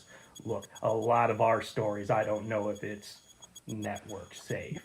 But, hey, seriously, brother, happy birthday. You know, I am just lucky to be able to sit back and be like, hey, Double A is a friend. Double A has been a colleague. Double A is a hell of a guy. Man, just, you know, for the short time I've known you, which isn't a short time, which I don't like because it just means we're all getting older, just like your back. Man, it's been so cool just to watch you work and see your work ethic throughout everything. But seriously, enjoy your birthday. Enjoy life, man. Live every single day like it's your birthday. That's, you know, my only words of wisdom for you here, Double A. But seriously, happy birthday, man. I'm getting paid for this, right? We're not Happy birthday, Double A. Yeah. Happy birthday. Thank you. Happy birthday. And yeah, I mean, me and Rob, we were gonna put some elegant videos in, and thank to everybody that contributed to that. I guess, you know, I know we're gonna dive into NFL and all that jazz, Rob, and we'll tee it up. But just for a moment, I just would like to thank you, Double A, here live on air, for gifting the opportunity to all of these Inside Edge Network talent across the board. You've blessed everybody in every avenue you've been in, sports, just life, and it's an honor to know you. It's an honor to call you my big bro. I call you for life advice. I call you for just shooting the shit, and I don't know what I'd do without you. Slow down on turning so old, because I need to hear the rest of my life. Because you're my brother for life, and I love you, man. And thank you so much for everything. So happy birthday, Rob. Yeah, you can fuck off. No, I'm kidding. Thank you. Finally, somebody was honest. No, seriously. No, happy birthday. I mean, we've been doing this shit on and off, through Ohio Media School, through WTAM 1100. We kind of grew as broadcasters, and, we were, bright-eyed and bushy-tailed all at the same time. We got our ass kicked through the pandemic at the same time, and we're now just, cranky bastards all at the same time. So, yeah, it is kind of amazing to watch how we have kind of grown throughout this whole thing, and about how you have turned into, yes, a person that we can call program director in a non-ironic fashion. I didn't think any one of us, when we were looking around that classroom back maybe 10 years ago, we're going to be doing that. But yeah, you proved me wrong on that one, and you keep proving me wrong on that every day. So yeah, thank you for that one. Thank you for keeping this Inside Edge network together too, because the other thing, and I've learned this throughout my time in radio, a good program director doesn't really show you how hard the job is. You're dealing with talent. You're dealing with, we're trying to get an advertising division going here. We're trying to, get a couple of shekels for this. You're dealing with that. You got the tech problems to handle. You got a schedule to deal with. There's a lot of crap that even your average, foot soldier in the radio business doesn't see what a program director does. And yeah, you like the good ones. Don't make it look all that hard. So thank you for everything, and happy birthday. And I'm glad you enjoyed the dinner. And again, fuck off. Yeah. Thank you for everything, Double A. Seriously, just to re-echo Rob's comments. Like, a lot of people want to be in the position they are in without you, and I know you don't ever say that, you don't ever mention it, but the fact that you believe so hard in other people is something that's lost in this world. And for you to anybody out there listening, if Double A's ever told you he's believed in you, he ain't bullshitting you. So get to work, because he expects great things out of you. And thank you for once upon a time, like Rob said, 10 years ago, believing in an 18-year-old Eli Moon. And we've had our battles. We've been downtown, and we went through it. But I want to pick a better crew to do this show with, and yeah, I want to pick a better bro to celebrate on February 1st than my bro Double A here on air. So, man, thank you all for that. I don't deserve any of that. Thank you. No, not really. No, sir. Thank you. I can spend a full week of programming talking about each and every single one of you. That was incredible. Thank you all. I'm a broadcaster and lost for words right now. That was something, and we're not paying Jack John, right? No. So yeah, he's just gonna have to. I thought he was dead, so I'm just happy to see it. That was kind of cool. No, that was fantastic. I want to remind people to kudos to hear from everybody. Christy, by the way, is broadcasting from Florida. So she's more covered up than all of us. That was funny. Yeah. No, seriously, thank you all. I really appreciate it. None of us, like, this network doesn't go without you guys believing in all of this, too, and working your behinds off, and to making this special. And we have people watching and stuff. But boy, I was not prepared for that at all. That was the whole point. I know you're not a big surprise guy, and I talked to Rob earlier. I said, I know Double's not a big surprise guy, but we'd be really shitty friends if we didn't get him a surprise on air, right? No. So there's your surprise. Eli told me, I'll just share this with our audience. Eli told me, Chad had thoughts about your commentary about the NBA from earlier in the week. Okay, fine. I'll go ahead and play it. No, seriously, thank you guys. My phone all day long has been blowing up. I didn't think I deserved any of the love, but I'm hearing from people I haven't heard from in a while, and it's just, oh boy. You deserve it, brother. You deserve it, man. Soak up these last 20 minutes or 4 minutes now. Geez, time flies when we're having fun. Yeah. 4 minutes of your birthday, but hey, you deserve it, brother. And like I said, Thank you. So. You guys do too. All of you guys work very hard to put this product out here together, and it's just it would be great if we just came on the air and started talking. But there's a lot of prep and stuff, a lot of work that goes into this, a lot of structure that goes into it. And what makes this show work, what makes this network work, everyone from different backgrounds and different levels and things like that, people with miles of broadcasting experience, people who don't have broadcasting experience, they have charisma, they know the business, different backgrounds and stuff. So, and everyone that you hear and see on this network, they work very hard. So that's why they're on here. That's why you see who you see. That's why we joked about it, but that's why, when we do have breaking news, we're going on the air strong. I think we were on the air 12 hours. Yeah.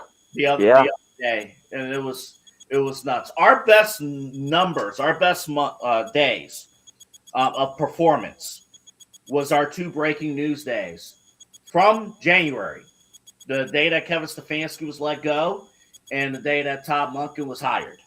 So we keep building and keep building.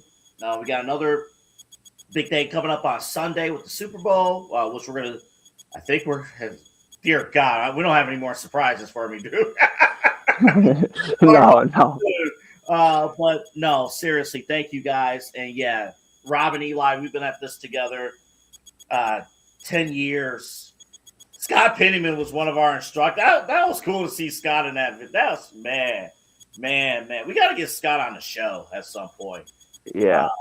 Because I see what he puts down with the Browns and stuff. So we got to get him on at some point. But and I do want to mention one other thing before we pivot back to the our sports stuff, Rob. Ricky DJ Crew Dunn is unfortunately under the weather, but he said AA, what he remembers most about, and he wishes you a happy birthday. He remembers is all the times at the Ohio Media School, just kicking it after class and just sitting there and just chopping up about life and laughing about whatever to get your mind off things. He loves you and he appreciates you so much, and just like we all do. And the greatest thing, there was a time when thank you, Styles. I think Styles watching this live. He just DM'd me. That was funny what he had in there. You're getting old.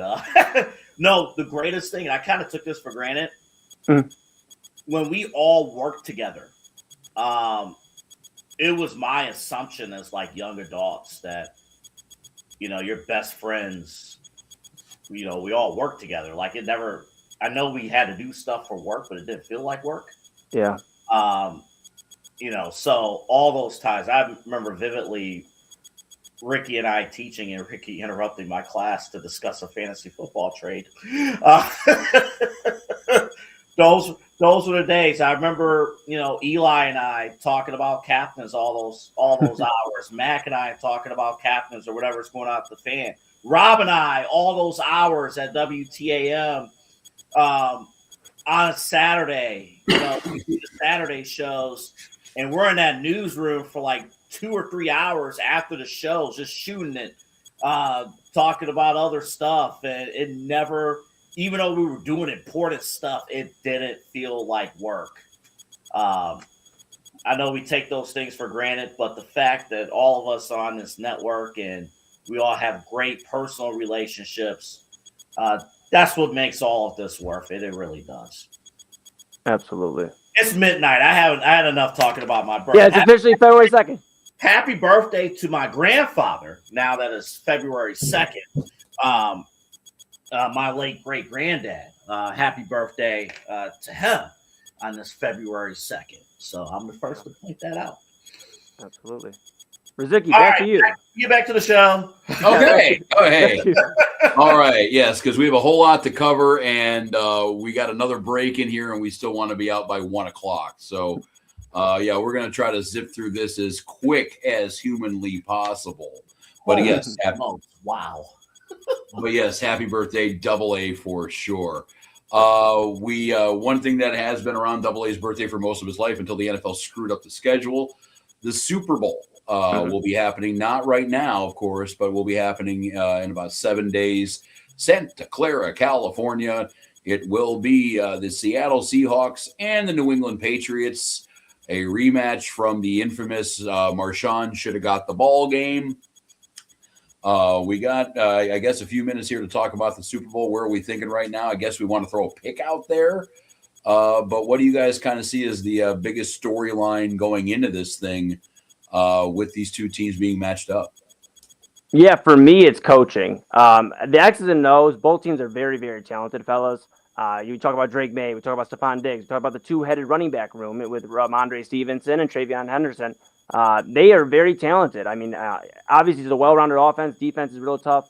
And then you look at Seattle, tough defense. Sam Darnold having one of the best years, playoff-wise especially, running through some teams here, having a great run.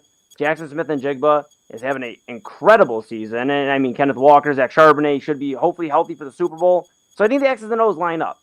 Coaches, though, I talked about this when we first found out the matchups. I think it's really going to be important to keep an eye on Mike Vrabel versus Mike McDonald. The Mike versus Mike. Mike Vrabel has won a Super Bowl multiple times as a player. I get not as a coach, but he's been there and he has experience winning big games. And to play in it multiple times, to win it multiple times, that means something. And I'm not questioning Mike McDonald's ability, but just we saw it with Sean McVay and Bill Belichick in terms of experience coaching in big games.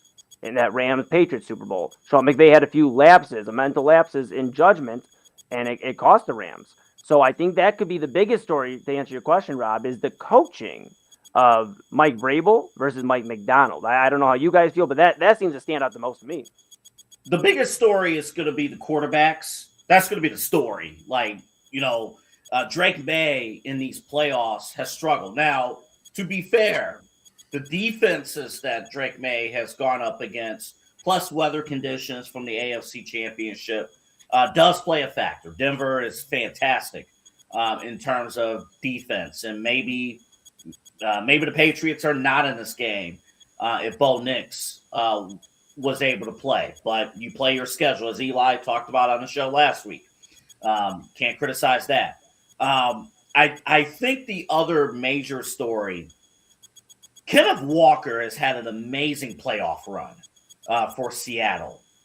I am very curious to see how the Patriots defensively is going to match up against Kenneth Walker. So far in the NFC playoffs, no one has been able to stop Kenneth Walker. So I'm very curious to see how New England defensively is going to be able to handle that. But you're going to hear from right now all the way up until kickoff, where do the quarterbacks stand?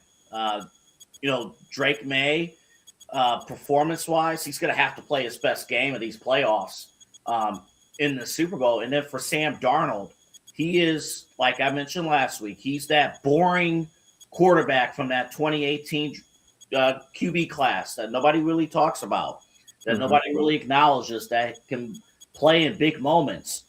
Can Sam Darnold make those big plays against New England to get that first Super Bowl locked in? I'm very curious to see how that's going to play out with these two teams. The one thing I'm looking at is actually not even, and you kind of alluded to it a little bit with the quarterbacks, plural. I'm looking at one. I'm looking at Sam Darnold because he has the chance to kind of rethink the way the league looks at the quarterback position. He's on his fifth team already. This guy, you mentioned, the afterthought of that. Well, really, Josh Rosen's the afterthought of that class. But guys who actually played more than 2 years, it's Sam Darnold for sure. Him and Baker were kind of, on the island of misfit toys just a few years ago with Carolina. And lo and behold, you had those two guys sitting in your camp and you couldn't figure it out.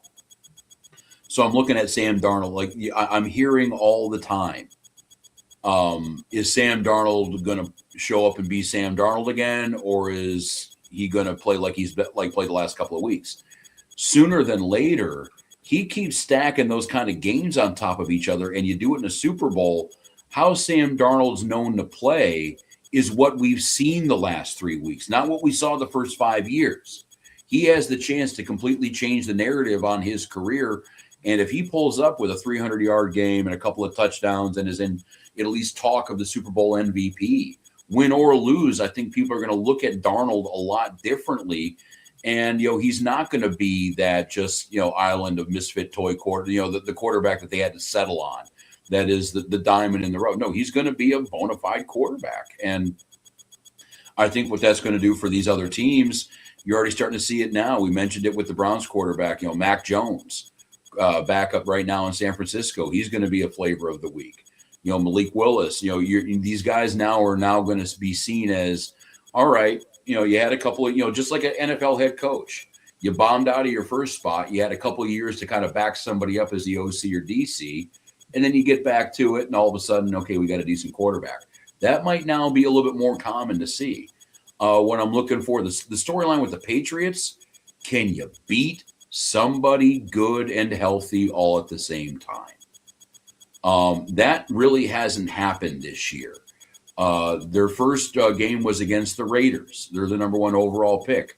Their second game was Miami. They fired their head coach. Their third game was Pittsburgh. Mike Tomlin stepped away. You had Carolina, but that's the NFC South. And you keep on going through it. You got Buffalo fired their coach, New Orleans, Tennessee, Cleveland, Atlanta, Tampa Bay, the Jets twice, the Dolphins again. It seems like, and then you even get into the playoffs and you get helped out by a big old snowstorm that kind of neutralized everything out there for you, and you deal with C.J. Stroud in Houston, and he was throwing an interception. It seemed like every other second. He was just coughing the ball up. Your first round matchup was against the Chargers. They don't have an offensive line to speak of because of injuries. You haven't really gone up against anybody. And conversely, Seattle, they've had to play the Rams 3 times. They played the Niners twice. We're talking some pretty good teams right now. So I would like to see if New England can actually beat somebody that is skilled at playing football and healthy all at the same time. Yeah, I get that, Rob, and we will get Double A back here in a moment. I think he's dealing with some technical difficulties. But I get what your point is for the most part when it comes to, the Patriots, right? And when it comes to who have they played. I get the Bo Nix injury, but let's not forget that the Patriots were down 7-0 to a pretty stout team in Denver. I know is Stidham, I get it, but there was talks even earlier about the Broncos offense just not being productive in general. So I do think it would have been maybe a different story. Bo Nix plays, but we don't know. The Houston one's very interesting though. Everybody's giving Houston the problem for that game when in reality the Patriots, they caused CJ Stroud under duress. They caused the 4 interceptions. Like, we keep going, who did the Patriots play? But, Rob, Houston literally whooped on the Steelers in Pittsburgh the week before. And how many turnovers did C.J. Stroud have in that game, too? The only reason why he got a break in that one is because they won. I mean, I think there was a play he fumbled twice on. That's fair. But all I'm saying is, I think this narrative of who the New England Patriots have played and who they haven't played is silly because of the way they've handled most of these games. They've also beat Buffalo, where everybody was crowning, earlier in the year, where they were crowning Buffalo as this was their year. Well, Buffalo's sitting at home watching New England get back to another Super Bowl. So I understand, but at the end of the day, this is something we talked about. They had a 4th place schedule. So they played who they played, and then they won 2 games to get here. So I'm not saying you're an invalid contestant here. I'm just saying, now you have the chance to validate all that. Yeah, I get it, but I do think they already are validated. They're the AFC champion. They had to go through the entire AFC. They had to go through the Jets twice, the Dolphins twice, the Ravens that fired their coach, the Steelers that got rid of their coach. But the good teams take care of business. Rob, right? Not to interrupt you, but the good teams take care of business. Okay. Yeah, I'm not stipulating that. Like they should be there. They got the number 1 seed. They did what they needed, or they got the number 2 seed rather. The reason why they didn't get the number 1 seed was because they lost to the team with the number 1 overall pick. But whatever. But I get it. Yeah, I want to see more. I'm not going to start crowning the new Patriot dynasty. I'm not going to say Drake May is the second coming of Tom Brady and Mike Vrabel is a social version of Bill Belichick here. Like, I'm not quite there yet. You gotta do it on this stage against a team that is a whole lot better than pretty much any other team you played all season. I get it. But honestly, the feel I keep getting for the Super Bowl is like the earlier New England Patriots when they had Tom Brady and Bill Belichick, when they were counted out against the Rams, the greatest show on turf. I mean, I think they were double-digit dogs, I believe, in that game. And they, won that game. So I just think, and I'm not saying you necessarily, Rob, but I think anybody that's counting out the New England Patriots or feel like they're not up to par with the Seattle Seahawks, I think really what's going to get them a victory in this is what I keep stressing is the Patriot way. And I know we hate hearing that term, but it's going to be the Patriot way. Is Mike Vrabel is going to keep his team locked in and say, you know what, here's the noise about us. And hey, Double, welcome back. The noise about us. You know, they think we haven't beat anybody. They think our quarterback is subpar in the playoffs, which he has been. So how do we develop into winning the Super Bowl and block out the noise? And that's what New England's been really good about for the last however many decades. I mean, they've been good at blocking out the noise. And I think Mike Vrabel is going to be the biggest X factor in this game. I keep going back to it, but I really think he has the most experience. I mean, fact check me, but I think out of the both 53-man rosters, Mike Vrabel has the most Super Bowl appearances out of anybody playing in this game, coaching in this game, whatever. I think that's going to be important, Rob. And I think that's what it's going to come down to. He's going to be able to remind them, hey, we were dogs. At the beginning of our first dynasty, we were the underdogs. Nobody believed in us. And now here we are. And now we're in the same position. How can we do that? So that's what that's how I feel. And I think Seattle, we've seen costly pass interference, unsportsmanlike conduct. There it is. With Woolley at the end of the game almost against the Rams, a real bad play that Puka Nacua goes and gets a touchdown in the next game. I just think it's going to be costly mistakes that really determine this game. And I think it's going to be a lot closer than a lot of people think it's going to be. Sorry for my abrupt break there. Spectrum said we got other plans, so I was down for like a solid 5 minutes. But no biggie. It's not like you paid for it or anything. I know it's not like I dedicate $95 a month for it. Anywho, no, right now Seattle 4.5-point favorites, according to Vegas right now. So that's just goes to show you how they're thinking. I don't know if Seattle's that one team. Were they blessed by having the 1 seed and just running through their opponents, or are they really that good? And I think looking at I was saying the exact same thing about the Patriots. At least the Seattle Seahawks have beat the Rams a couple of times this year.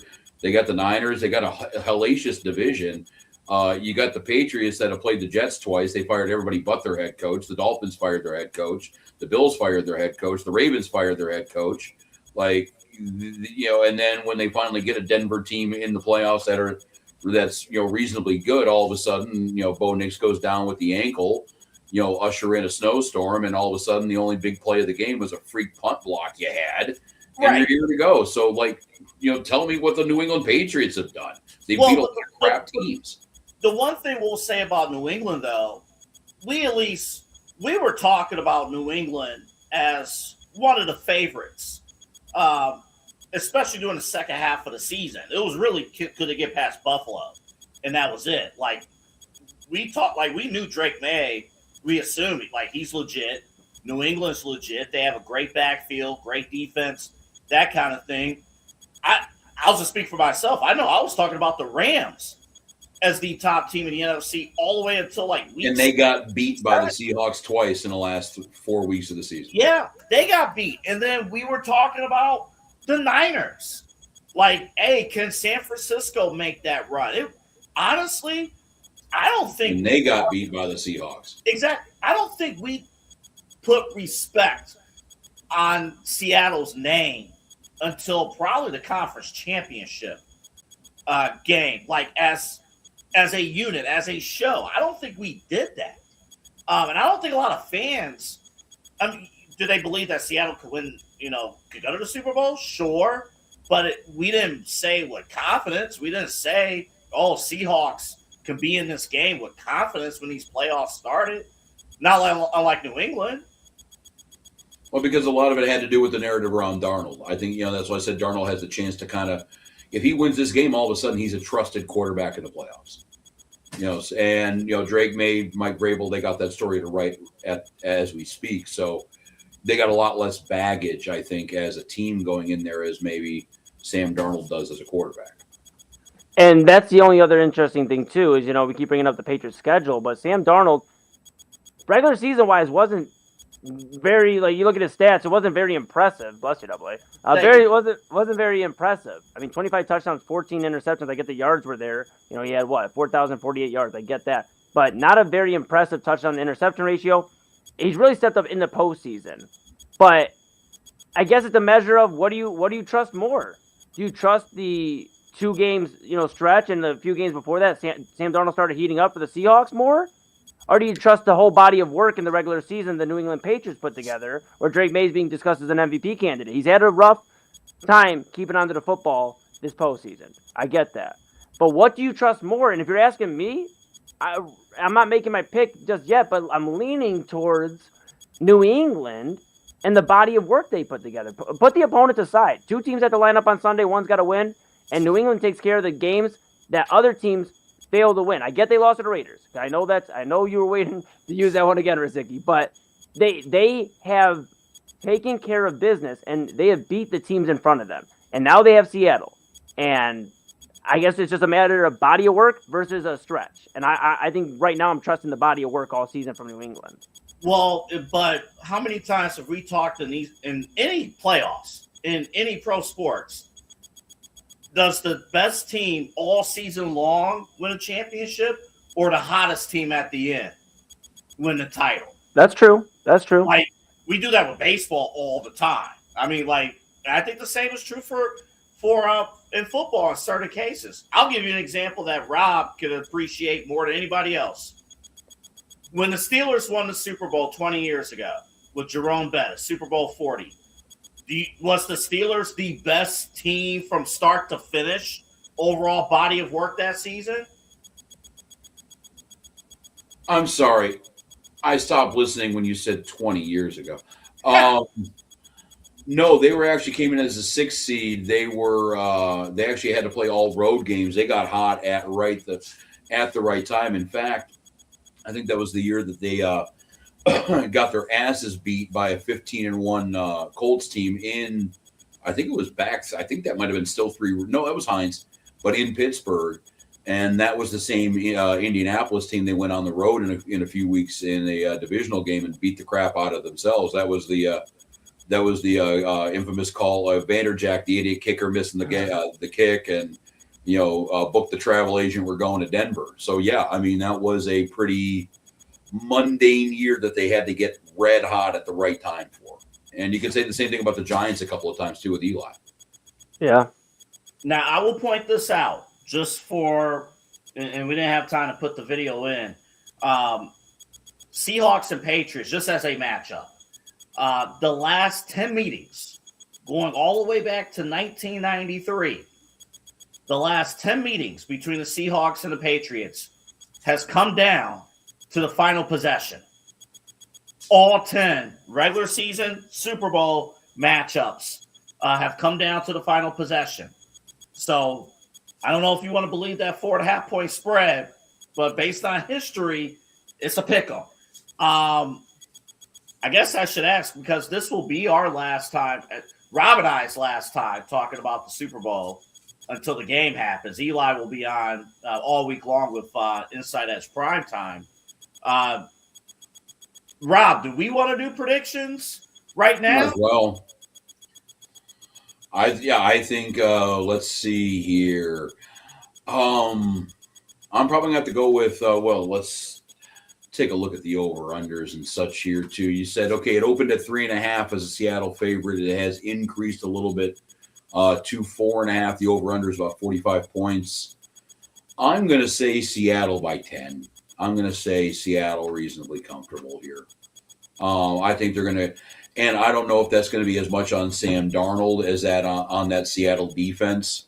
I understand that Sam Darnold's had his seeing ghost moments in his career, but let's not forget Drake May is still a second-year quarterback.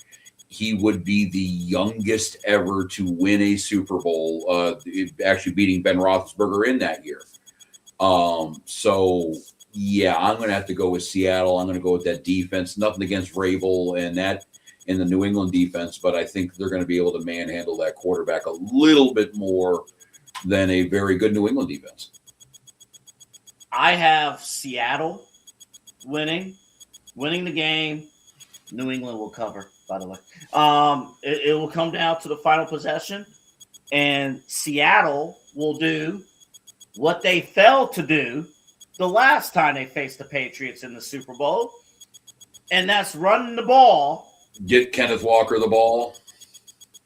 Kenneth Walker walk-off touchdown to win the Super Bowl. Or do they sign Marshawn to a one-day contract and bring him in that situation just to correct You know what? They should. I mean, if Jerome Bettis can do like 3 touchdowns on and 2 yards on 5 carries, I think we can have Marshawn fall forward in beast mode. Do you understand that would be one of the greatest sports stories in our lifetime if that happened? Oh yeah, That would be that's Philip nuts. Rivers all over again. Yeah, absolutely. But but I guess okay. So me and Double A will be going with Seattle, I guess, to go with the Super Bowl. We will wait for Moon's pick. And I guess in a consolidated NFL section, there's one more story I do want to get to. We get to postseason awards when the season's actually done.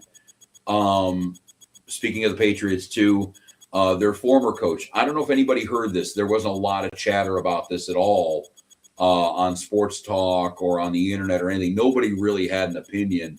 Bill Belichick will not be a first ballot Hall of Famer.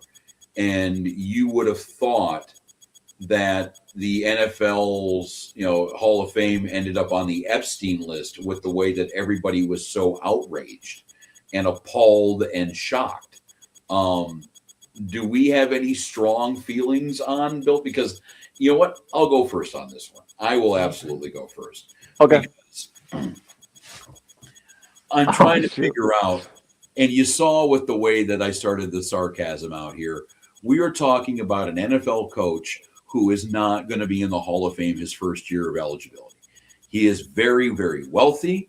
He has a girlfriend who is younger than Eli Moon, despite the fact that he is in his mid-70s. He is coaching in North Carolina. He is, without a doubt, the greatest NFL coach in history. He is living a pretty good life. And the NFL, and we have a lot of other things happening in the world of sports even too. I don't even want to throw in like the serious headlines about, all the stuff going across this fine country of ours. But we are so like old crusty sports writers can't get enough about pontificating about the sanctity of the Hall of Fame and was this screwed up and was that and how bad is this? Meanwhile, the sanctity of the Hall of Fame with O.J. Simpson's bust still sitting in there, no problem. So whatever. But ultimately, we are talking about this guy not waiting a year. He's not Pete Rose. He's not Joe Jackson. He's not even the steroid guys in baseball that might have to wait a generation. He'll be in next year.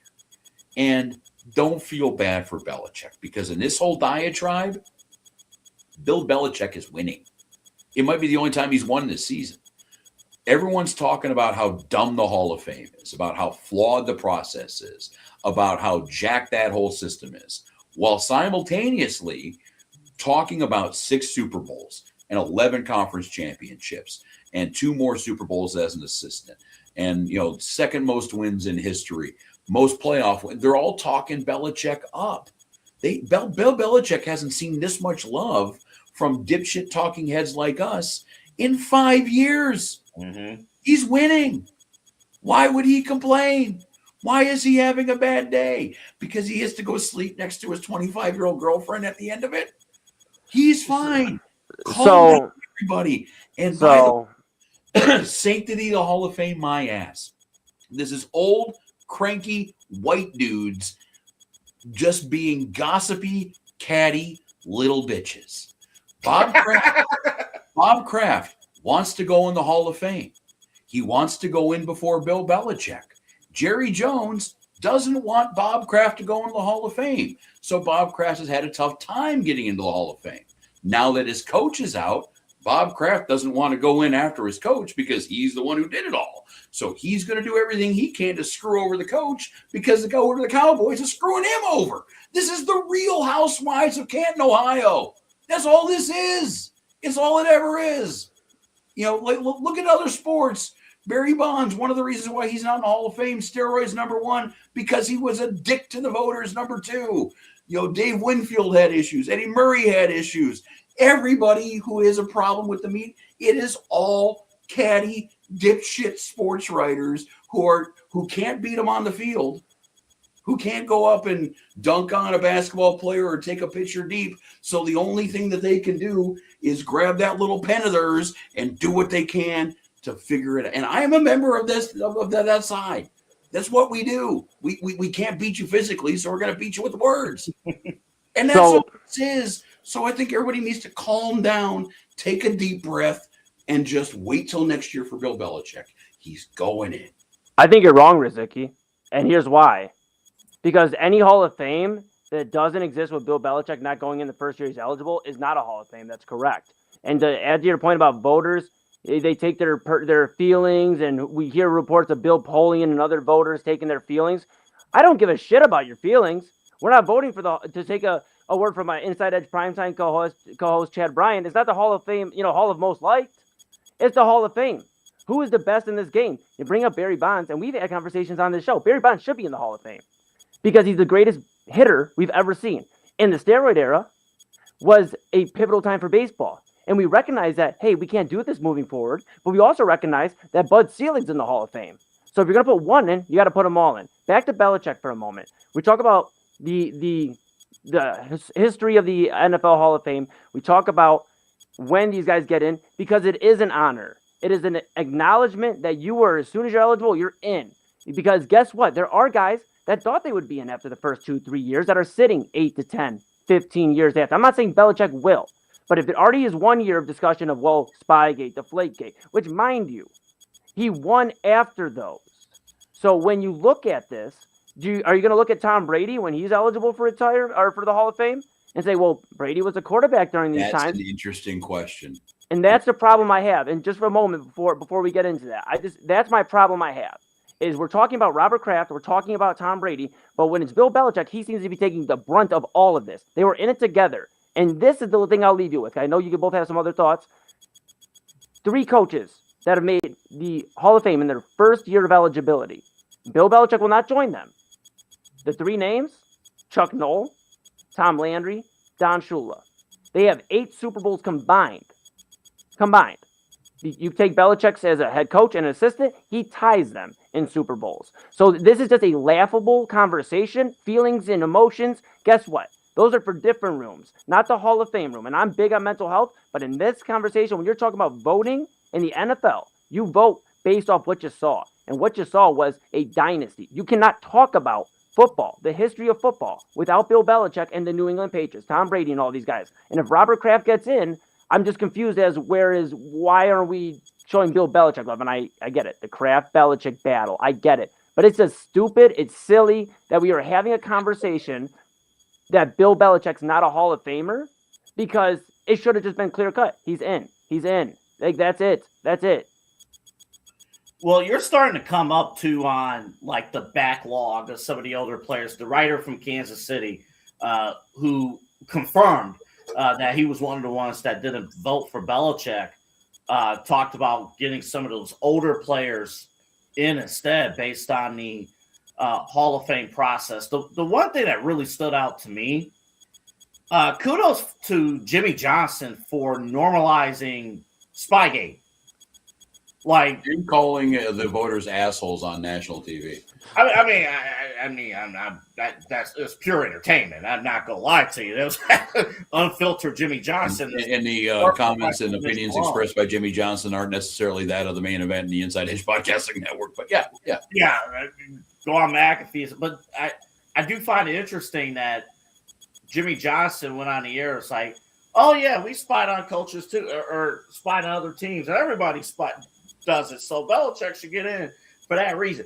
If that's the argument, you're actually hurting Belichick a little bit more. A lot of people have problems with Spygate and stuff, so I don't think it's a good look to normalize. I think the other big thing, though, and Rob and I talked about this the other day, the Hall, you get in next year, cool, right?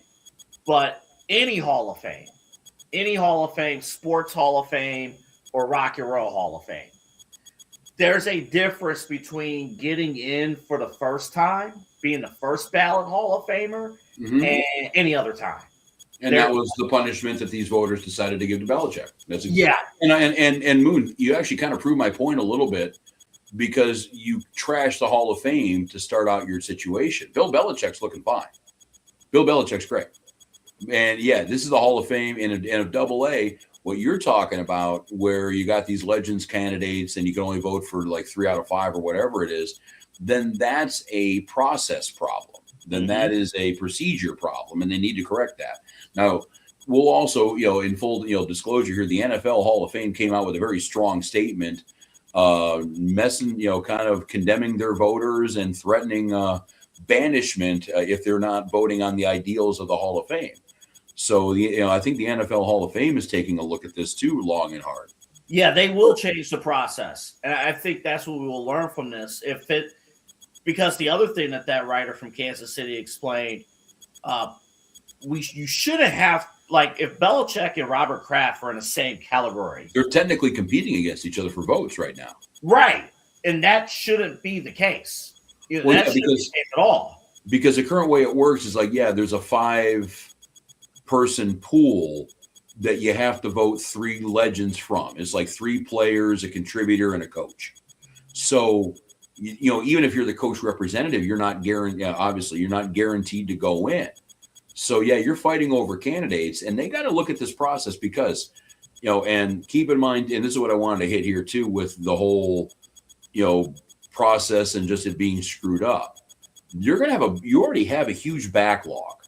You're going to have people that are already waiting a long time. Like obviously Belichick's, he's snubbed this 1 year.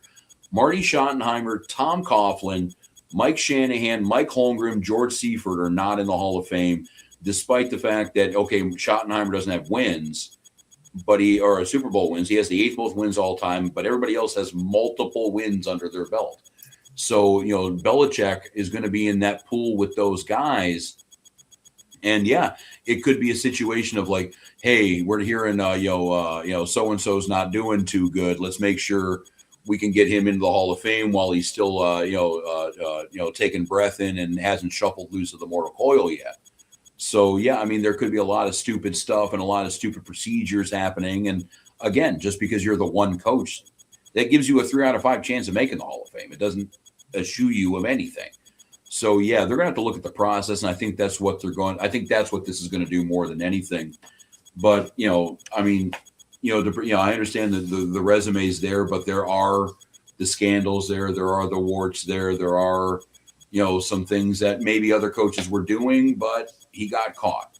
And maybe one of the reasons why he got caught, and don't discount this either. The dude pissed off everybody in the NFL, all 31 other teams for 2 decades. And, and I used it in the case of the press here. Bill Polian could not beat him on the field as the GM of the Colts. He can beat him in that Hall of Fame room, though, and he is going to do that. And I'm not saying any of this is right, but this is the reality of the situation. And this hasn't changed. It was like this 100 years ago. Like, you had cranky sports writers who didn't want to vote people. Like, I heard there was an instance, Willie Mays was one ballot, one vote away from being a unanimous Hall of Famer. The one guy who didn't vote for him asked Willie for an interview like his 2nd or 3rd year in the league, and Willie turned him down pretty sternly. And that was the reason why he didn't vote for Willie Mays, 660 home runs, whatever else, into the Hall of Fame. So this is not a new situation. I get it. And I know we got to go to break. My final thought on this is that's why you have Walter Payton Man of the Year and these other awards. The Hall of Fame is for the best of the best. And if all I'll say is, if the NFL had such a problem with these scandals of Bill Belichick and the Patriots, then maybe they should have implemented tougher punishments. And maybe if it was such a bad look that they can't put him in the Hall of Fame and give him, this year, and we'll see how it goes in the years in the future, then why was he just told he can't coach? For you've done such egregious things to the game of football that you can't coach. But Sean it's not. Payton got suspended for a year. But Belichick didn't. So clearly, it wasn't that big of a deal in the grand scheme of the NFL. They took care of it and moved on. So I think bitter voters and bitter people that couldn't beat Bill Belichick shouldn't get a say in this. And that's my thought. The last thing, something to watch for come August. Jordan Hudson, Belichick's girlfriend, she is planning a bash, a party, the day of the Hall of Fame induction ceremony. She has invited Tom Brady, LeBron, Deion Sanders, Patrick Mahomes, I'm sure others, to this party. Did Inside Edge Network get invited real quick? Did we get invited? We go work on that because I want to Okay. get in. Okay. Something to watch. How many Hall of Famers are going to boycott the introduction ceremony and go to the Belichick party? I can see the Patriots guys doing it, but that kind of has the vibes of the Turning Point USA halftime show, where it's going to be like an alternative that nobody really cares about. Who's perform? Never mind. Don't answer that. No, Bad Bunny's performing at the Super Bowl. That's all you need to know. Eli might be at the Turning Point halftime show. I don't know. I mean, he could be for all we know. Yeah. Look, Double A, we don't need to talk about the turning point or anything. The only thing you need to worry about music-wise on Super Bowl day is Bad Bunny's going to go crazy. He's going to do his thing. And he was having a lot of fun at the Grammys tonight. Yeah. Do you want to give a quick shout-out, Rob, before I kick it back to you to get us back on track? Duran Bernard from Cleveland won his first Grammy tonight. So that's, as an independent artist myself, just very, very cool stuff. Just wanted to mention that while I segue to the Grammys. Back to you. Thank you. Yeah, we're going to be very excited, speaking of the Super Bowl, to see what that halftime show is like. I am reasonably sure he will utter, Bad Bunny will utter 2 words of English. One will begin with an F, and the other one will probably begin with an I. I'm just going to throw that out there. But yeah, I think there are going to be at least 2 words of English happening in the Super Bowl halftime show. You know, why can't we get an American act in there like the Beatles or Coldplay or Rihanna or The Weeknd? You know, keep in mind, none of them are actually from here.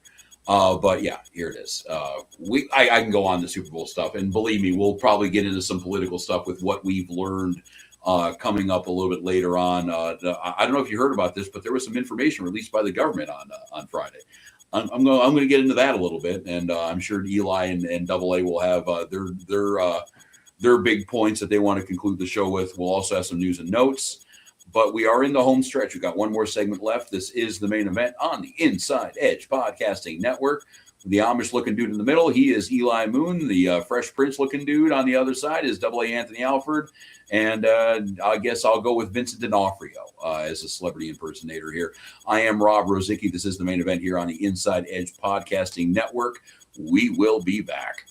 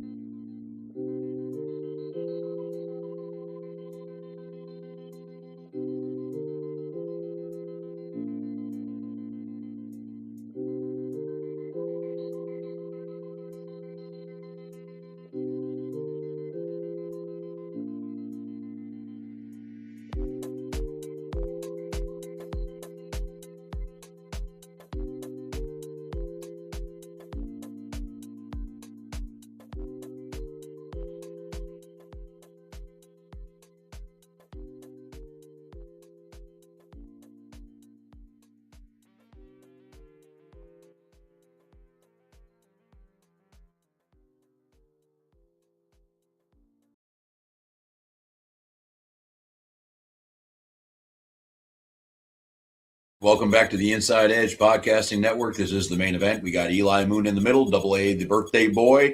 Well, I guess 46 minutes ago he was the birthday boy. He is on the far right. I am on the far left. I am Rob Rozycki. And this is the final segment of the show. Hopefully, we will only be about 15 minutes wrong on our 1 o'clock out time. But yeah, we'll try to keep you all the way until about 1:15. Thank you to the the listeners who have stuck around through this entire endeavor. We will be going through some news and notes, and then we'll figure out what we've learned today and get you going on your way. And I know everyone's really happy to start Monday morning up. So, gentlemen, would you want to get going with news and notes here? Let's go. I'd love to, Rob. Let's get it. All right, Double A, I think, or Moon, you are in charge of this one right now. We have video to go with this one, and honestly, I have no setup for this. It's boxing, and two fighters fought, and something happened. Off his head, Sergio! Wow! That is going to make the rounds on social media. That's like a cartoon. What a good video that Oh my goodness gracious! It is a toupee, and he just took it off. Now, I don't know who called that fight, but he hit it dead on where this thing was just going to just go like wildfire all over social media. Yes, we see a boxer here, heavyweight boxer. We barely even know his name, Jarrell Miller at this point. He won the fight, but he came in with a full head of hair and left looking like this. Looking like LeBron. You got on that like one. His hair at the end of his career. Dude, I mean, I'll start with this. I'd be pissed at my barber. I'd be mad.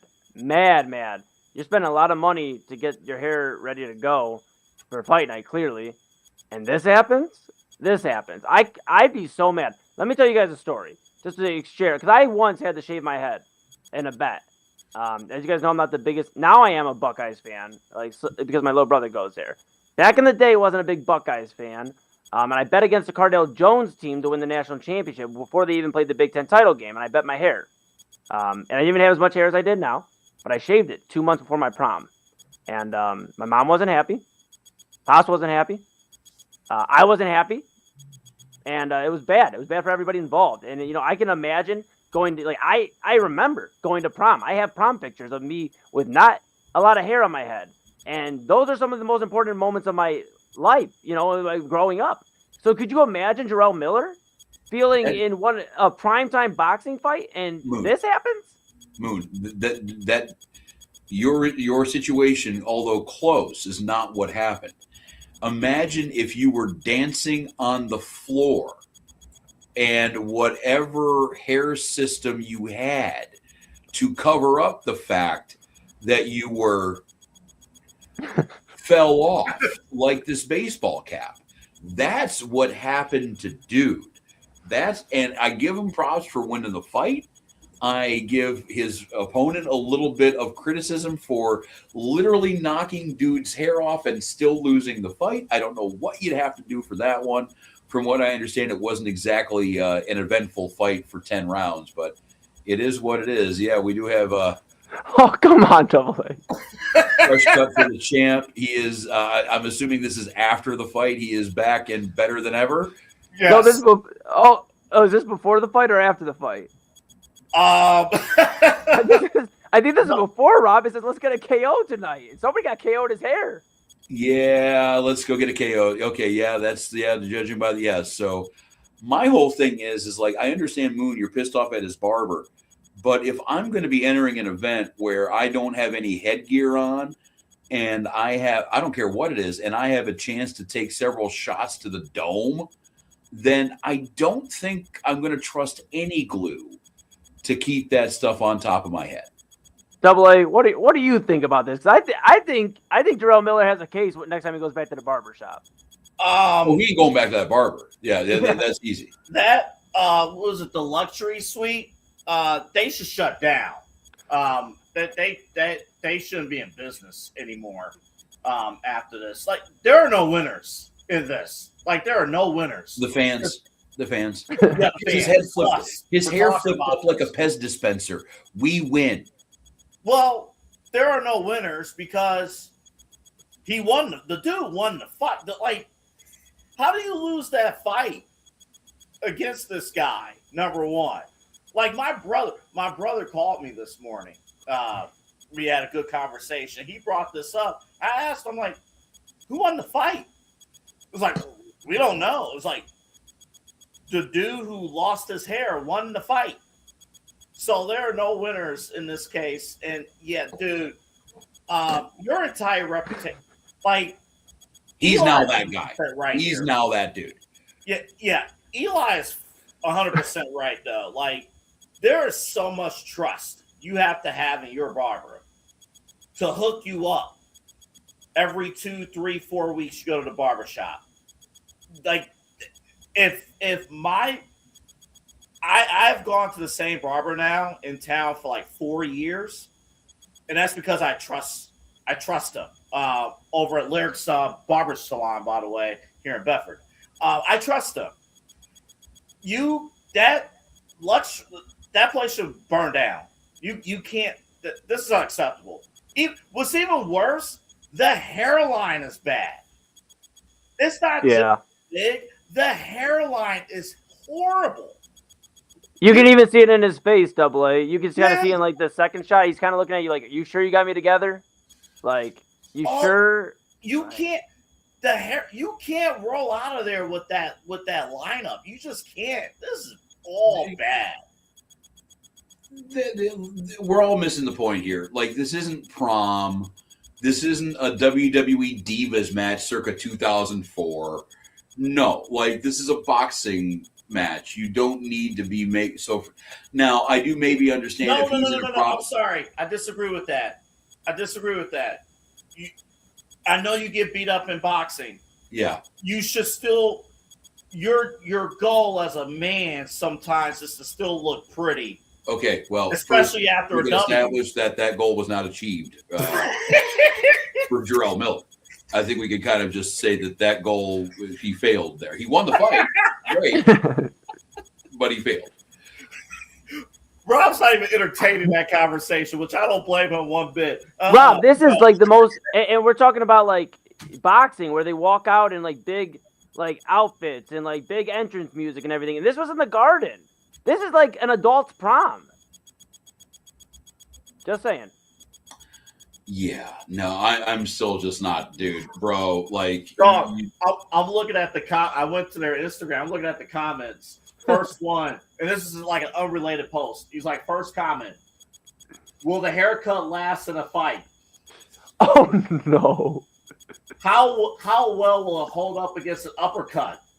Oh my! No, not well. Y'all should do a punch test on one of these. See how well the glue holds up. That's a Mythbusters episode right there. Will it stay from strong physical contact, preferably boxing? No. And then answer. And then this guy who loves when black guys date white women is in the chat. But I will give him credit. He did talk about it after the fight. He did make fun of himself. He actually did grab it and just threw it out in the deal. He understood what it was. Yeah, now the one thing I will give him, if he's walking around all the rest of his life with a full head of hair, and then shows up to the fight looking like LeBron James 2 years ago, then people are going to be asking questions.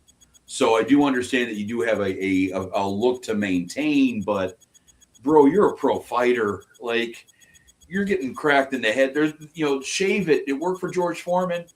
It was fine. Nobody bitched. Everybody seemed to be happy with it. But yeah, I don't get it. I don't think he has that. You fight out of this because everyone talked about him before this fight. Like, he's gonna get a big payday. Next fight from somebody. He might be right. Like he leaned right into it. I mean, there's no way he could hide what happened. So I give him credit for that. All I'm saying is Jake Paul, if he does another boxing card, I could see this guy being on the main card. Hair versus hair. I mean, and if you're Jarrell Miller, I know we got a few more stories to cover. If you're Jarrell Miller, you can't go back now. You got to embrace it. Like Rob's saying, you got to embrace it now. No, I will go. I disagree. You go back out there with the wig. You go back out with the wig. Either that, or if there's any hair restoration company that wants to give you money and be a spokesperson, you could turn it into a deal. You really, because this is a bit now. This is part of him. Like he has to go back and Hair Club for Men, sign up. Let's go. Oh yeah, because maybe next fight he's coming back. He's like, hey, I got my ass kicked, but see, it's real. I got the hair back. I'm putting it back. Oh my God! I'm also the clown. I'm also a clown. Sure. All right. Well, I'm sure we can make fun of him for a few more minutes, but we have other stuff. I'm not making fun of him in front of his face. He'll knock me out. I'm cool. Yeah, I understand. Yeah. I completely get that. One story I didn't tell you about when we were doing our prep here, but I think it's worth a couple of minutes here. Don't worry, it's nothing all hot button or anything. But are you guys familiar with the case of Amari Bailey? Okay, he went to UCLA back in the day. He was drafted, I believe, in 24. I want to say a couple of years or 20. He played one season, 22, 23 at UCLA. He went pro, got drafted. Played 10 games, including putting 15-5 up against the Cavaliers in an end of the season game. And now he is putting in an injunction, because that's what we do now, saying he deserves one more year of eligibility in college, because if he didn't go pro, he'd be a senior now. In fact, he actually said to ESPN, right now, quote, I'd be a senior in college. I'm not trying to be 27 years old and play college athletics. No shade on the guys that do. That's their journey. But I went to go play professionally. I learned a lot, went through a lot. So, why not me? Gentlemen? Yeah, I mean, my thoughts on this are, I got two of them. So one is, this is starting to get out of line, to be honest with you, when it comes to He would be the first NBA player to go back and play in college ever. This is just getting out of line. I mean, we got to talk about Charles Bediako. Probably butchered his last name, but out of Alabama, he came back from the G League, and they were literally chanting to him at Florida. I believe it was a Florida game. The Gators crowd chanting, G League dropout or something along the lines of that. I mean, I'm all for the players getting their money, NIL money. I'm all for them using their eligibility. I'm even for where the NBA has it in place, where if you don't get drafted, you make a mistake, you can go back to college. So that's already in place, Mr. Bailey. What I'm not a fan of is the NCAA not holding college athletes accountable anymore. We are getting to a point in time where, why is this allowed? Why are we just allowing to go backwards? We talked about this so many times on the show, but at some point, okay, let's talk about us here and everybody, right? You go to school, you figure it out. We all went to broadcasting school. After that, you make your decisions.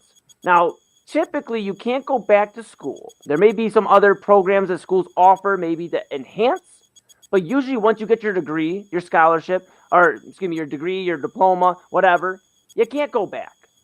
And we're getting into a weird time where these college athletes are seeing there's money now in the NCAA, and it's, well, why can't I? And I feel okay saying this as a 28-year-old who is in this type of, I guess I'm older than, I hate just saying that, but I'm older than these guys, and I know, double happy late birthday again. But it's getting ridiculous. When are we going to hold these guys accountable? Get your money, but you made that decision, and we're playing in the NBA. That's so silly. That's like being like a doctor, and it's not the same thing. But this is like the easiest thing I can compare it to. It's like being a doctor. You go through all your schooling, you get all your stuff. You're like a year into doctoring, you're like, dude, this isn't working. I need to go back and be a carpenter. Well, you can't, bro. I mean, I guess you can, but you're just spend a ton of money on being a doctor. You're going to do what you took a risk on yourself. You're going to see how it pans out. Amari Bailey took a risk on himself, doesn't like how it panned out so far, so he's going back to college. At what point are we going to say, bro, I'm sorry, we gave you as many opportunities to come back in case you failed, but once you make that leap and you start playing professionally, you are a professional. Does he have a degree? Did he graduate college? We went to school for 1 year. But so unless he's Doogie Howser, no. He doesn't have a degree. No. He can go back to school. I mean,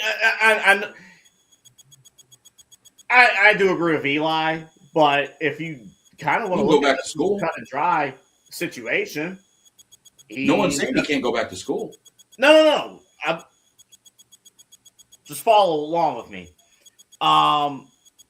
In his eyes, he's only going back to get his degree, right? He's only going back. He would need conceivably 2 to 3 more years of college to get his degree. Right. He wants 1 year.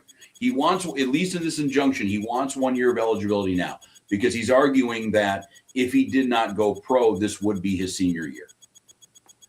I'm just trying to present something. I'm actually surprised this hasn't happened sooner in the NIL world. Like this, I'm not surprised this story has happened.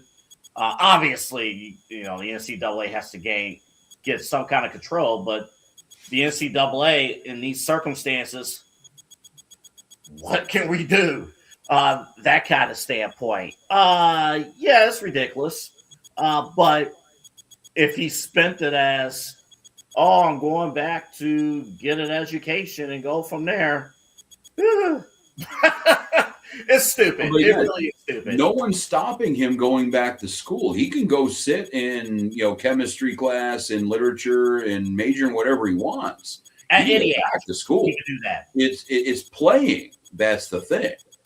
It's playing D1 athletes, and he, the quote that I just read off from Bailey here. The tail end of it. I went to go play professionally, and I learned a lot, and I went through a lot. So, why not me? Well, to answer the question and to go back to what Moon was saying, there's rules. That you knew what the deal was when you made the jump pro. Nobody kept this a secret. Nobody changed a rule. This has been the deal since amateur athletics were or the NCAA was the NCAA. You jump to the pros. You can't come back and play. It's been pretty much that. I mean, Jim Thorpe lost gold medals. It was Olympic gold, but it was the same amateurism. You were paid to play. You can't have these. Now, that was completely bullshit, but still, that's how seriously they took that back in the day. And that's gone. I'm not pretending that that's around here at all anymore. But the rule is you go to the NBA, you cannot come back. It's not that hard. And why not him?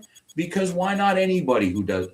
That's like me saying, hey, officer, I know you pulled me over for going 40 and a 25, but I'm a good driver. Why not me? Why not me not break the speed? Because the rule is there for people not to break.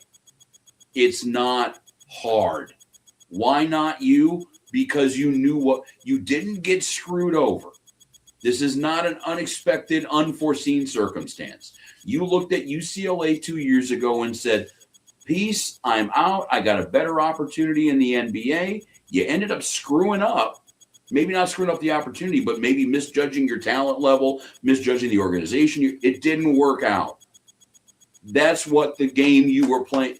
That's why they tell you to stay in school. That's why you have bad agents out there telling every kid out there, yeah, you can go to the pros. You can go to the pros. I can make money off you. You can go to the pros. People tell these kids not to listen to that bad advice, but they still do. And there are consequences to be paid. I understand you are a high school athlete from this country and you have not been told no since you were in 7th grade. Guess what? You're almost 21 years old now. It's time to you're an adult. Sorry, you made a bad decision. You got to deal with it, dude. I'm sorry. Can LeBron go to college and play college ball?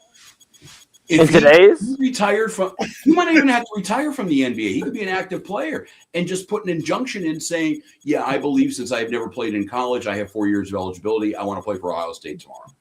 And do that on off days for the Lakers. Dude, And that would be, on a side note, that would be all day Inside Edge Network coverage. I would not get off the air all day. But Watching LeBron dunk on some 19-year-old chemistry major who's worried about, asking the girl across the hall out for a date. Dude, LeBron, man. I would love LeBron at Ohio State. Oh, yeah. I mean, Ohio State would love LeBron at Ohio yeah, State. I would love LeBron at Ohio State. Man, can you imagine Rich? Never mind. It'd be crazy to be like, my little brother was in college at the same time as LeBron James at Ohio State. Well, no. If LeBron said, okay, I played with Bronny, how about I go and roll at Arizona and go play with Bryce? It just makes no sense. It just makes it's like, when are we gonna? We all have consequences and choices we have to make in life, and there's good and there's bad. And the good for Amari Bailey is he can figure it out in the NBA and put in the work to get better. That's what he's done every level to get to the NBA.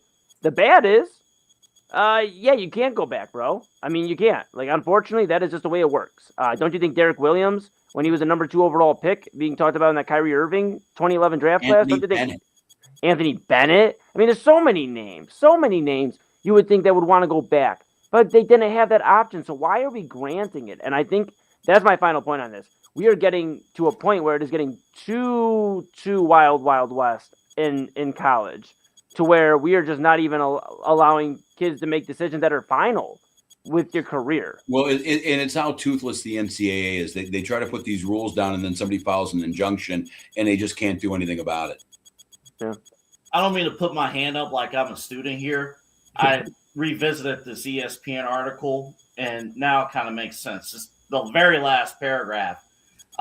Bailey, who appeared in a reality television show about basketball moms in his early teens before moving to Los Angeles to play on the same high school team as Bronny James. So, that all kidding aside about the story, this guy is seeking attention because he's not a name that a lot of people were talking about at all. But he's seen the power of reality television, and all he wants to do is play this process out on television.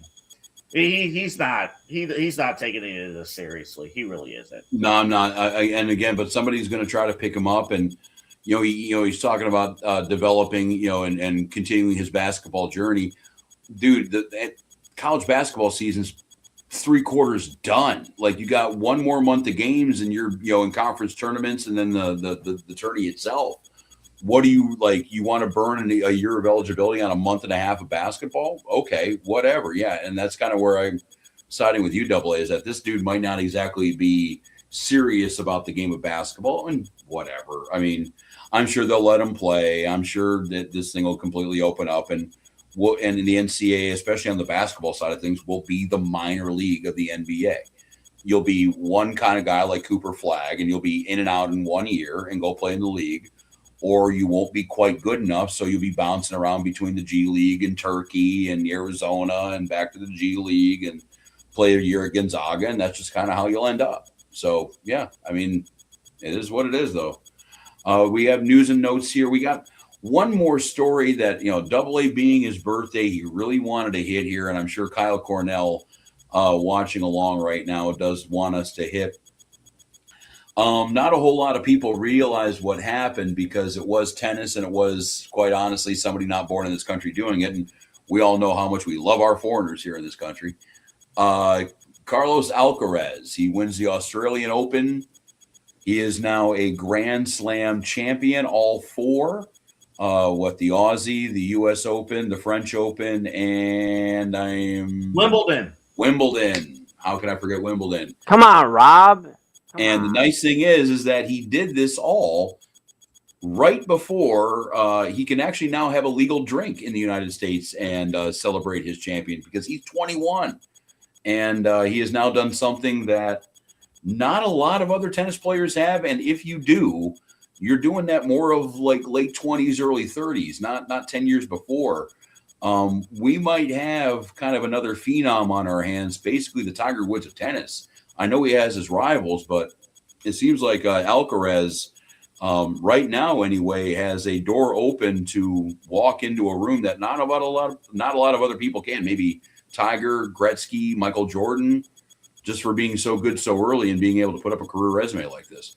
He could be considered, all kidding aside, he could be considered the greatest of all time before the age of 25. Like, it could happen. And I don't know if he's going to hit that majors record. It looks like, let's see, Djokovic, I think the magic number is 24. That's the number of majors that Djokovic has right now. So you wouldn't be able to hit that until almost 30. But this dude is just crushing opponents right now. He has all the tools, at least from this casual that watches a bit of tennis. Like, this dude is an absolute beast right now. And I'll say this, even though he's not from here, he's loaded with charisma. And if the networks, I know TNT did a phenomenal job with the French Open coverage last year. If they're pushing these guys, the way we looked at Michael Jordan back in the day, early on, when you knew MJ could be the GOAT, Tiger Woods, when you knew, he could be legitimately the GOAT.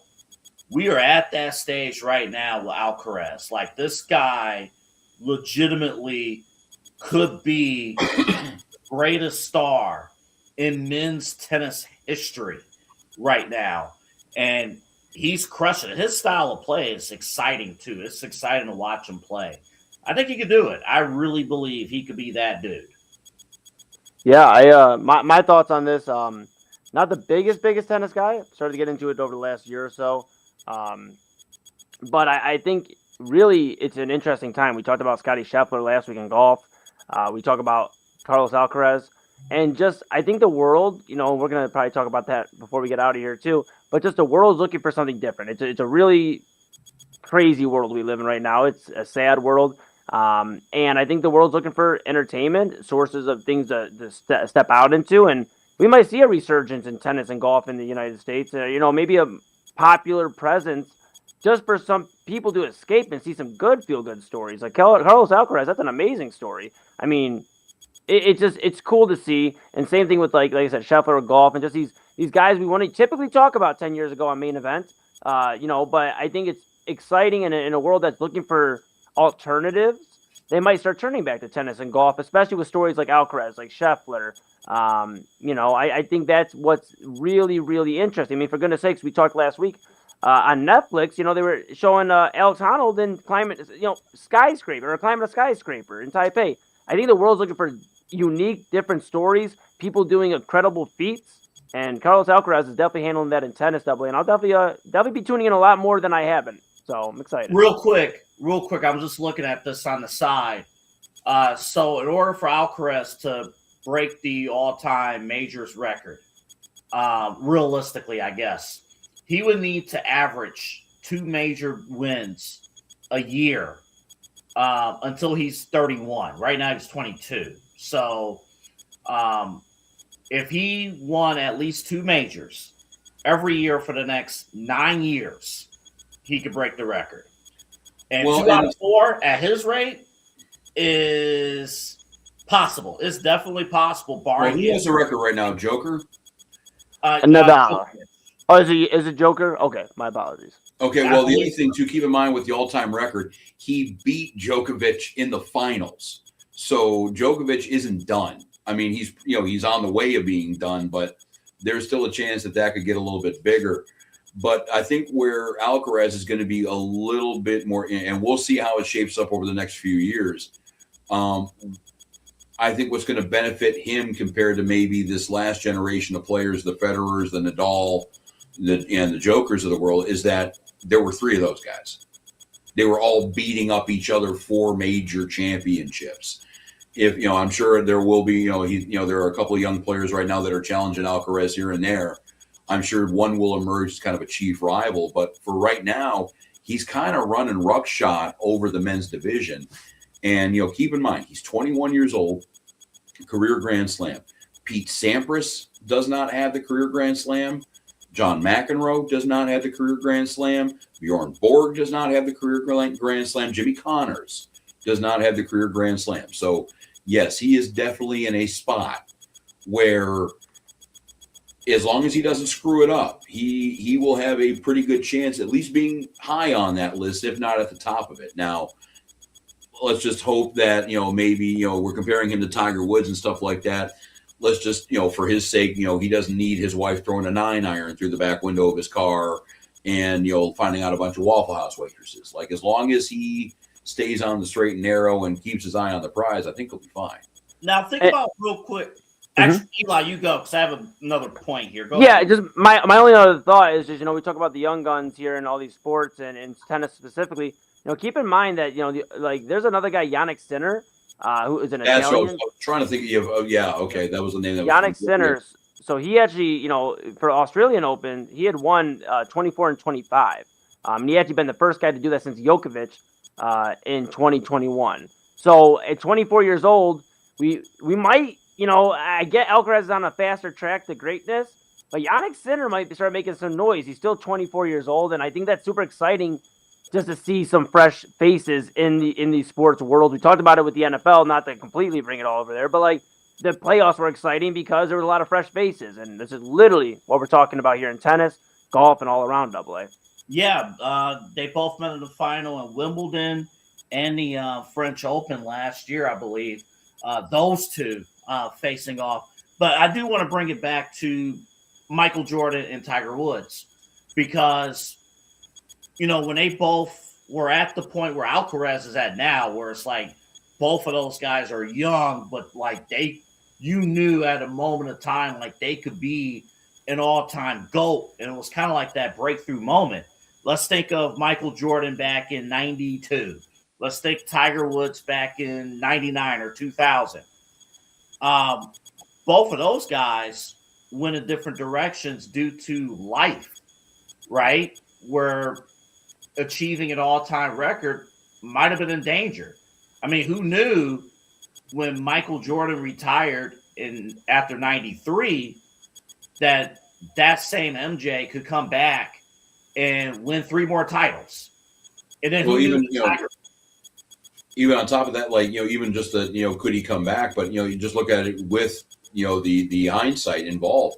He lost 2 titles out of that. He won 6 out of 8. The 2 years they didn't win, he didn't play. First year, he was completely out. The second year, he was out for the half the season. They weren't really, anything. So, he cost, and what does 8 titles do compared to 6?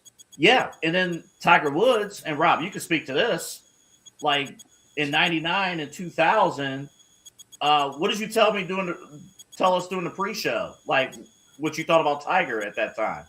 Well, I mean, it was just kind of the normal thing where, Tiger, you could actually place a bet, Tiger versus the field, and Tiger was favored. Guys didn't win 8, 9, 10, 11 titles and, PGA tournaments in a season. Nobody even really thought about a calendar Grand Slam, either with, the Tiger Slam that we've all kind of become accustomed with. That wasn't a thing, obviously, before Tiger Woods.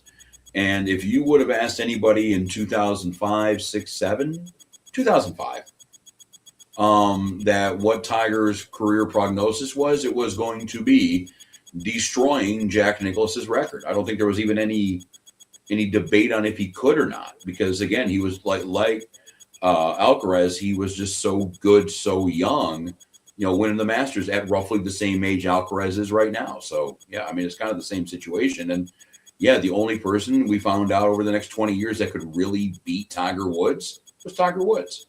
Mm-hmm. And I'll throw one other name, and this is more of a team sport standpoint, but I think Tom Brady would fit in this category too. I mean, we thought, 3 out of 4 Super Bowls early in his career, boy, he was going to go on a banner of Super Bowls, and he went almost a decade. Actually, and all he did was straddle the record for Super Bowl rings from a player. But he went a decade without winning a title. And then all of a sudden, late in his career, bang, bang, bang, bang, bang. So you just never know. This kid, 21, 22 years old, it's there. It's there for him to be the GOAT. But we all know life happens. And it ain't a guarantee that that stretch, even with the talent, will continue. And we're not even talking about potential injuries or anything like that. But what an accomplishment to this point. All righty. That's news and notes. We have a couple more stories, but you know what? It's 20 after 1, and we're going to try to get out of here as close to 1:30 as humanly possible. This is the main event here on the Inside Edge Podcasting Network. I'm Rob Rozycki. We got Eli Moon, Double A Anthony Alford. Who wants to do the lead off on this, or do you want me to take it? You two are going first. All right, Rob, I'll defer to you this week since you've been closing us out. Why don't you start us off this week? Yeah, it's okay. So what I have learned the last week, I think I can really say, like everybody, we were learning some new things about some very famous people and some very powerful people starting, Friday morning. A little over 3 million documents were released in relationship with the Epstein files and all of his transgressions throughout the years and who had been helping him out. And I think it's pretty just useless right now and pretty obvious, I guess, would probably be a better word to say that what these guys are being accused of, and I'm not going to go into it because, quite honestly, I don't want to get thrown off of YouTube. What these guys are being accused of, including the President of the United States and some very high-ranking people in federal government with him. Bill Clinton's also involved. I don't want to have everybody, the partisans, come after me right now. But folks in entertainment are also involved. Jay-Z is involved. Harvey Weinstein is involved.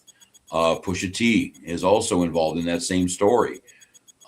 We're seeing a lot of people from a lot of walks of life being sucked into this. And again, I think it's pretty obvious to say that if any of these people have done 5-10% of what they've been accused of, then they need to be removed from their jobs, even if it is the President of the United States, and subject to a massive criminal investigation and possible trial. And that's only because it's not constitutional to throw you in a wood chipper. You need to go.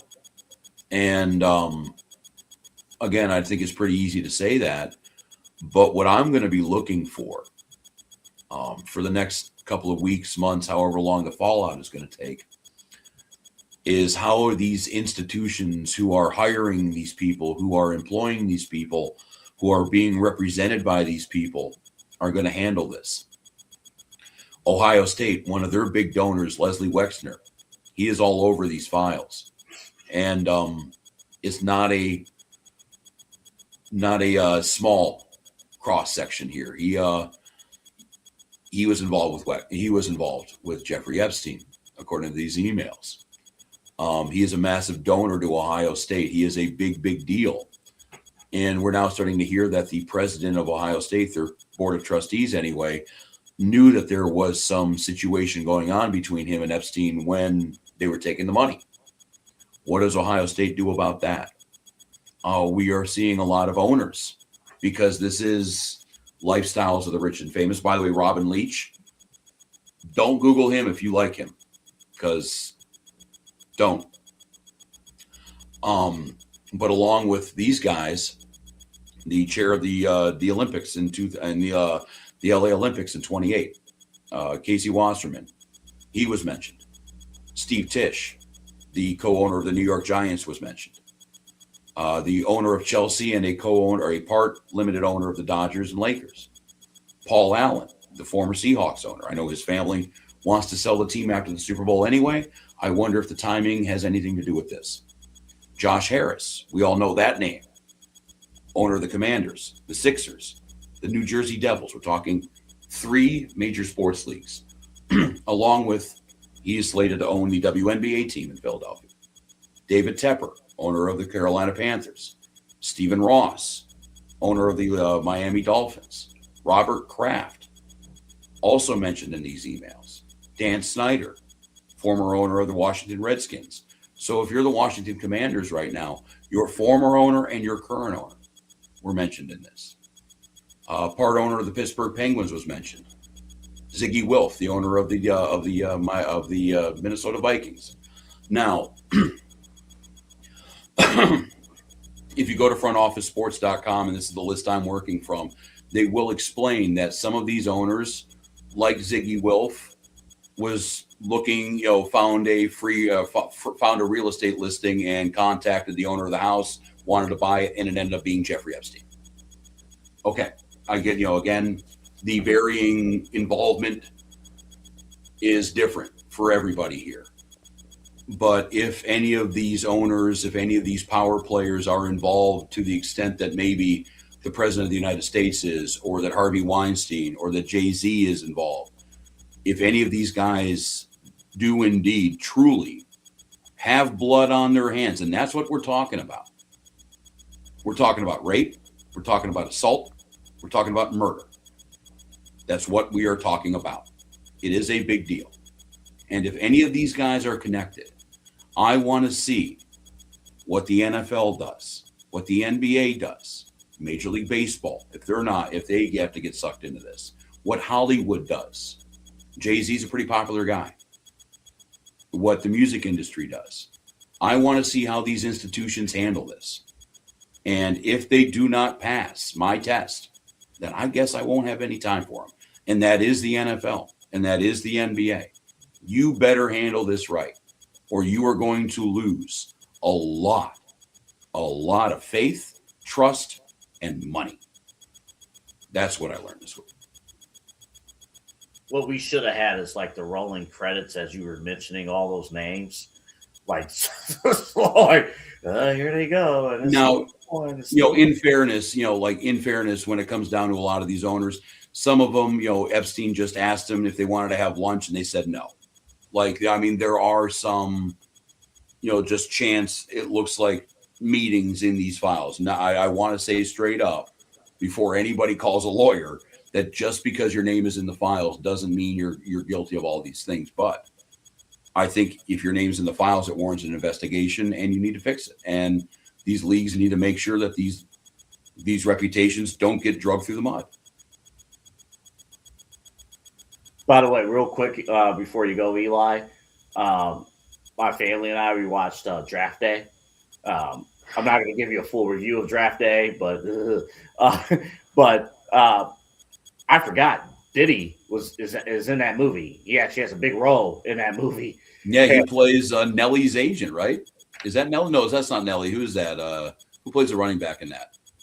I forgot. But no, he was managing Bull Callahan. Oh, he was Callahan's agent. Yeah, yeah. And as soon as Diddy showed up on the screen, my mom looked. She's like, I feel disgusted already. I don't care if this movie is over a decade old. It's just icky right now. But yeah, that's woo. We're way short of time to open that pack of thoughts that I have about that news that broke on Friday. But we'll stay on top of it because there's a lot to unpack on that. Oh, I'm going to stay on top of it. No problem at all. Actually, staying on top of it is probably a bad choice of words. We'll follow it. We'll keep it going. Sorry, Eli. Start talking. You're okay. I'll just say that's just sad, and I'll watch the F-bomb because I'm sure my mom's watching the replay, so I'll watch it. Okay, what I learned this weekend. Foster, he played the running back. I'm back. Who was it? Arian Foster. That's right. Okay. Cool. Heck yeah. All right. What I learned this weekend. Yeah, so this one's going to be a little tough, so I apologize if I have a little bit of trouble speaking about it. But I think it's important to be said, just with what I've dealt with for the last 15 years of my life, at least knowing of it, and that's mental health. I'm big on advocate of mental health, and you'll hear me say it on the show. Take care, you hear my pops, Papa Moon, say, check on your loved ones, check on your neighbors, check on your friends, check on everybody, because you never know what somebody's going through. When I was like 13 or 14, fellas, I was having a lot of trouble in my house. As far as my family loves me, let me be clear. I was having trouble operating day-to-day life, and my mom and pops were worried. I was taken care of as a kid. in my whole life. Mom and dad, they made my lunch, took me to school, paid for everything I needed. I was in sports. I was doing everything. I had two siblings. I still have them, my sister and brother, who I love very much. I was in a loving household, but I still felt at a young teenager age that I couldn't get my own self peace. And I was trying to figure out why that is. So my mom and dad took me to the doctors, and I sat down, and we were able to diagnose that I have OCD, which is, for those at home that aren't familiar with OCD, that is obsessive compulsive disorder. It is a chronic mental health condition characterized by uncontrollable, recurring thoughts and repetitive behaviors or mental acts that a person feels driven to perform. These time-consuming, intrusive cycles often cause significant distress and interfere with daily functioning, though they are treatable with therapy and medication. That's just a breakdown of OCD. They also diagnosed me with anxiety and depression at a later date, about a few years later. I was bullied hard in high school. So this was around the same time I started in high school. I was bullied very hard for my weight, and I didn't understand why I was having so much trouble getting along with people in school and having trouble focusing at home. And I didn't understand how to live day-to-day life. So since I was 13 years old, 14, I've been on this medication. I've went through a few therapists. I'm with a great one right now. And I'm with a great psychiatrist. But I went through trial and error, medicine, and that one not working after a month or two, or this and that, and just feeling like I'm broken. It's tough.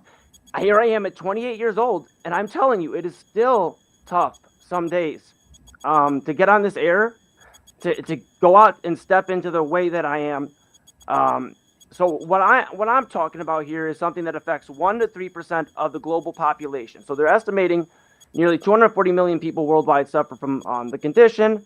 About 1 in 40 adults and 1 in 100 to 1 in 200 children are estimated to have OCD.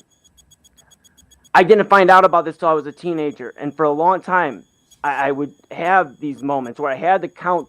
Let me explain this, and I'm sorry to be long-winded. I know we're at 1:33, but for anybody out there that sees a friend that may pivot a little differently, or have to check the doorknob twice, or step into a room and step back out into a room and count their steps, and do certain movements, those are things of OCD. You have your tics, physical to make you feel all right, because you feel like at times you're a fucking monster. And excuse my language, but you feel like you're a monster.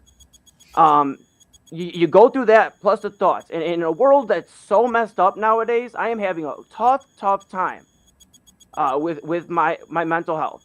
And I'm going to be very open right now and tell everybody I'm okay and I'm going to be all right.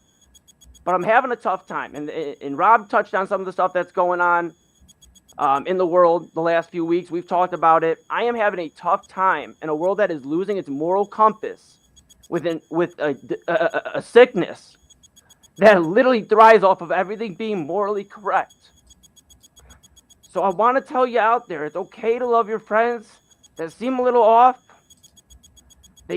I'm telling you, there's somebody at home right now watching this that may feel like a monster some days. They can't get out of the house.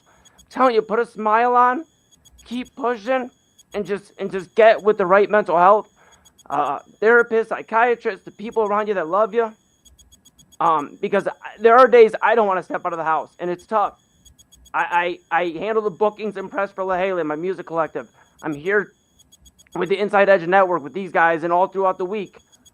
And there are days I cannot find a way to get out of bed and just make a cup of coffee because I hate myself some days. This is what this OCD does. It mixed with anxiety and depression. And I just want anybody out there that feels like a monster with that, whatever mental health battle you're struggling through right now, it is okay to struggle, but it is not okay to stay silent. It is not.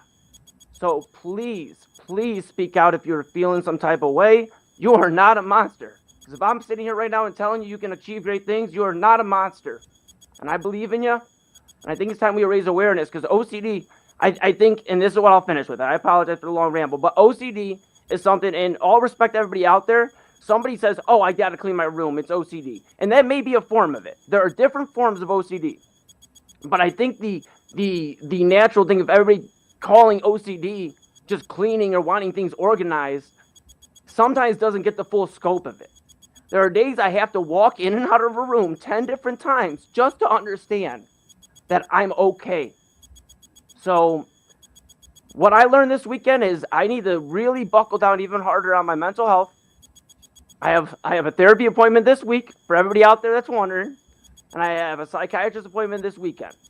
And I'm going to take care of my mental health, and I surely hope everybody out there that is struggling knows it's okay to struggle, but we gotta just keep pushing. I believe in you. I love you.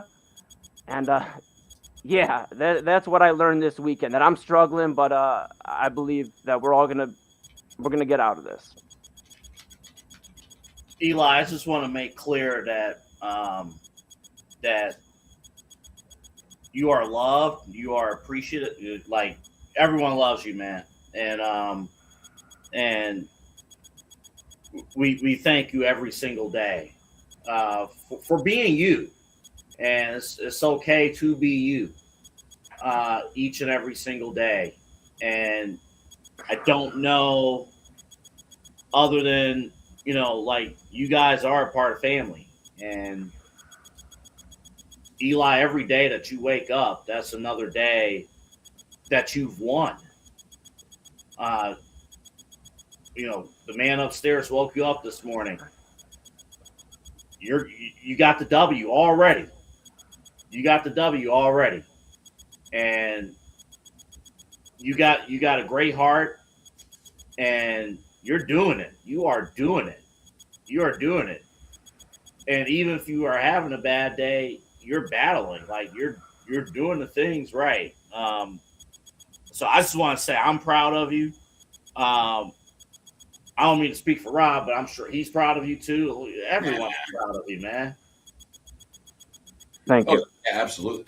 No, and what I was going to say too was, and this kind of coincides with a little bit of a sports story too, if we want to take it back there for half a second.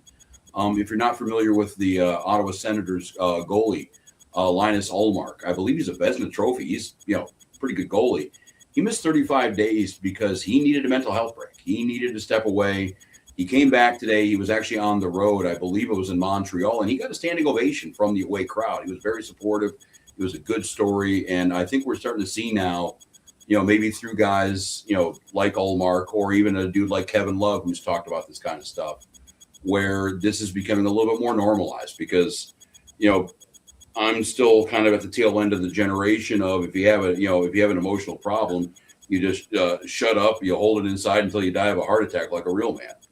So, I think we're starting to kind of see a little more openness to that. And it looks like to me that, like almost any problem, like any issue out there, communication solves most of it. So, just as long as everybody knows what's going on and everyone's kind of understanding to what's going on, I think the world will be a better place. And yeah, dude, I mean, you annoy me at times. I mean, your sports takes kind of suck sometimes. The beer's a little funny. You look kind of like an Amish, like if you were like at an Amish rave. That's kind of how that would work. But yeah, I mean, yeah, dude, I've known you for 10 years. We've been in our lives for 10 years for a reason.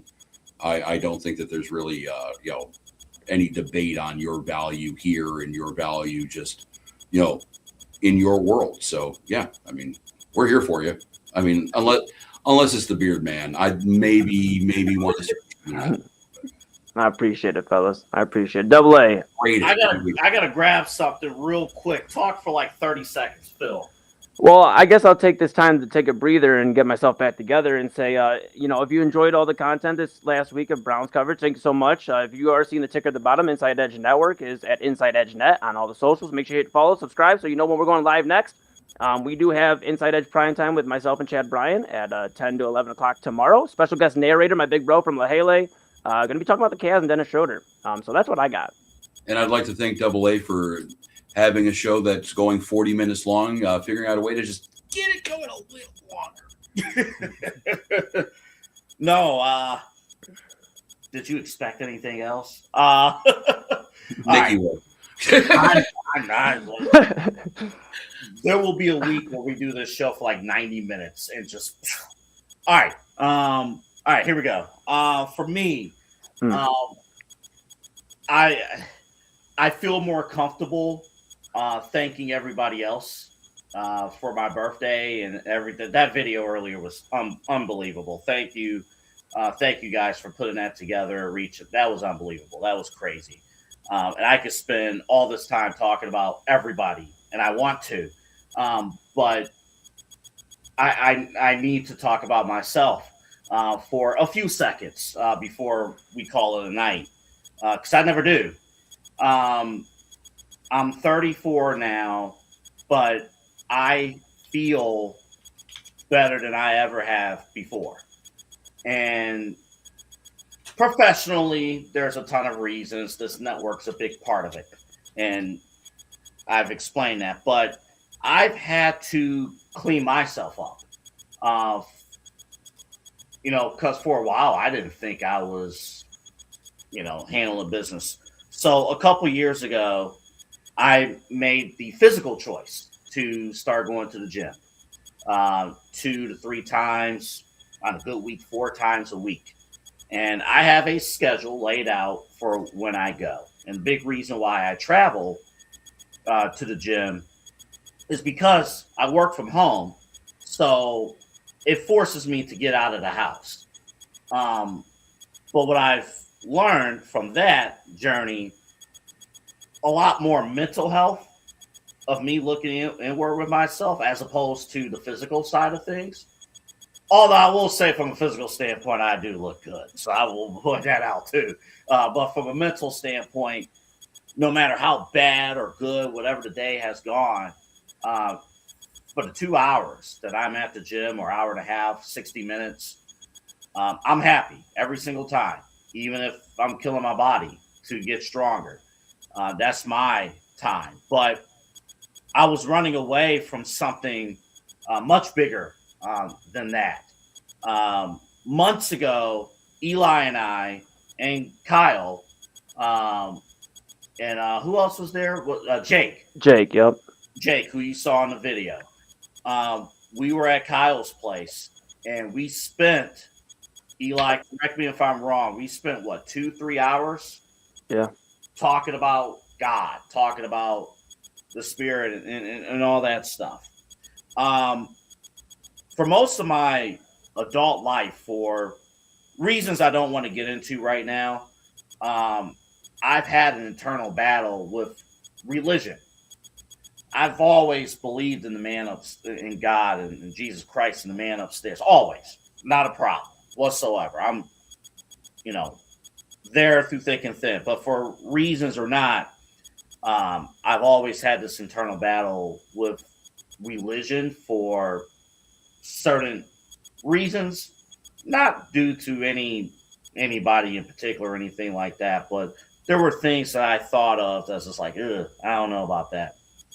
But I had to look inward with myself, and I realized that for the first 33 years of my life, I barely opened this up. I couldn't tell you. I mean, there's important stuff in this book. Couldn't tell you.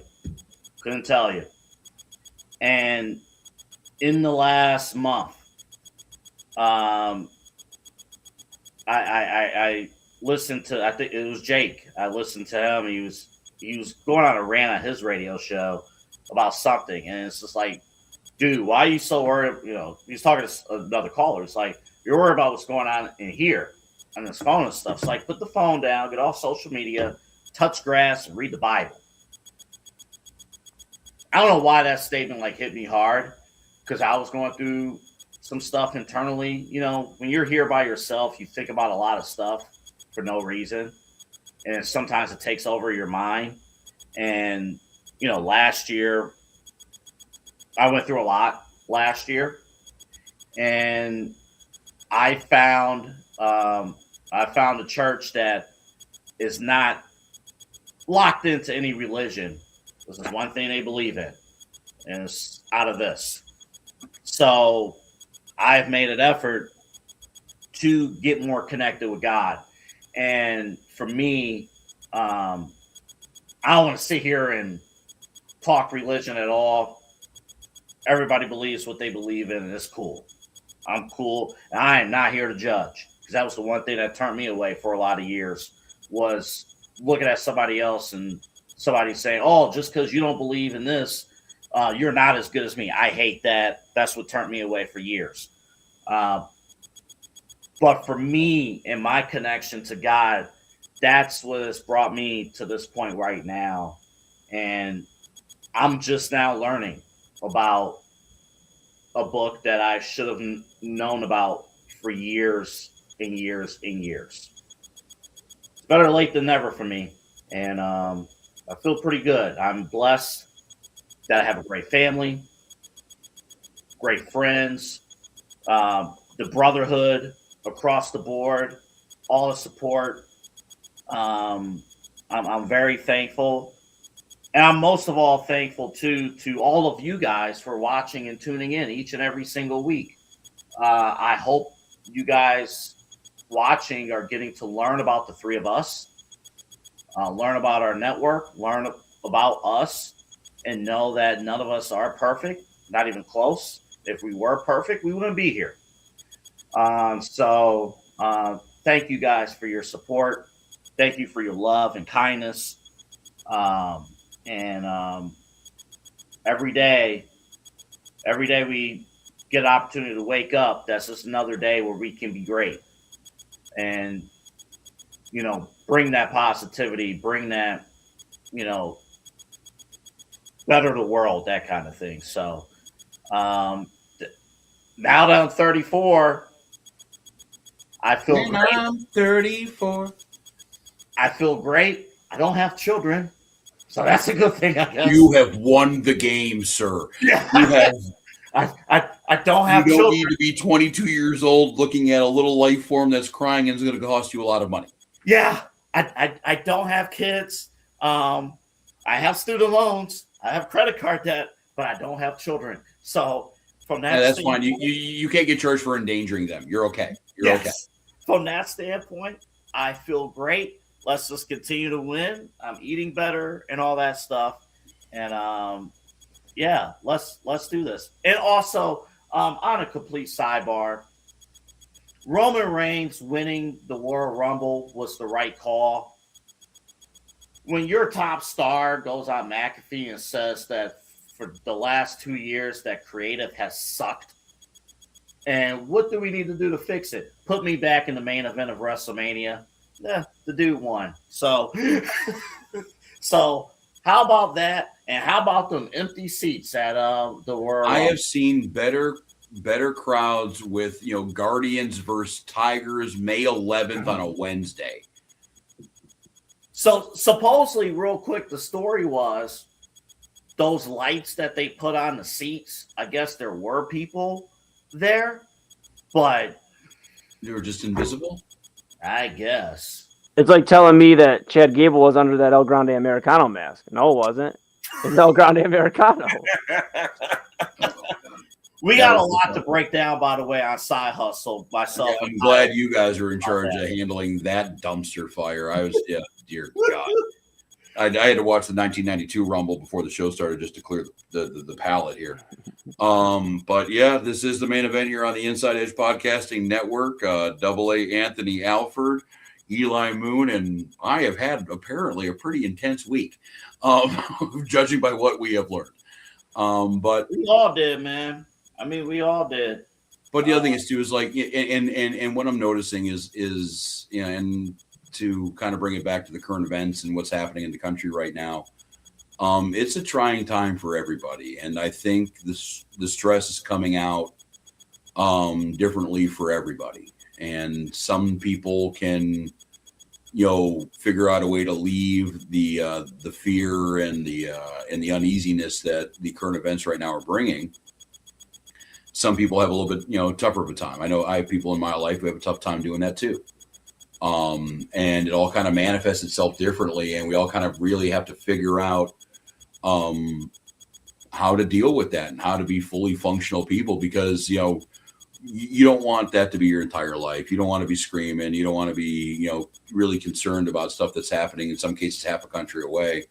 Maybe it might be a good idea to just wake up and smell the roses and take a walk, throw a football around, and talk to people.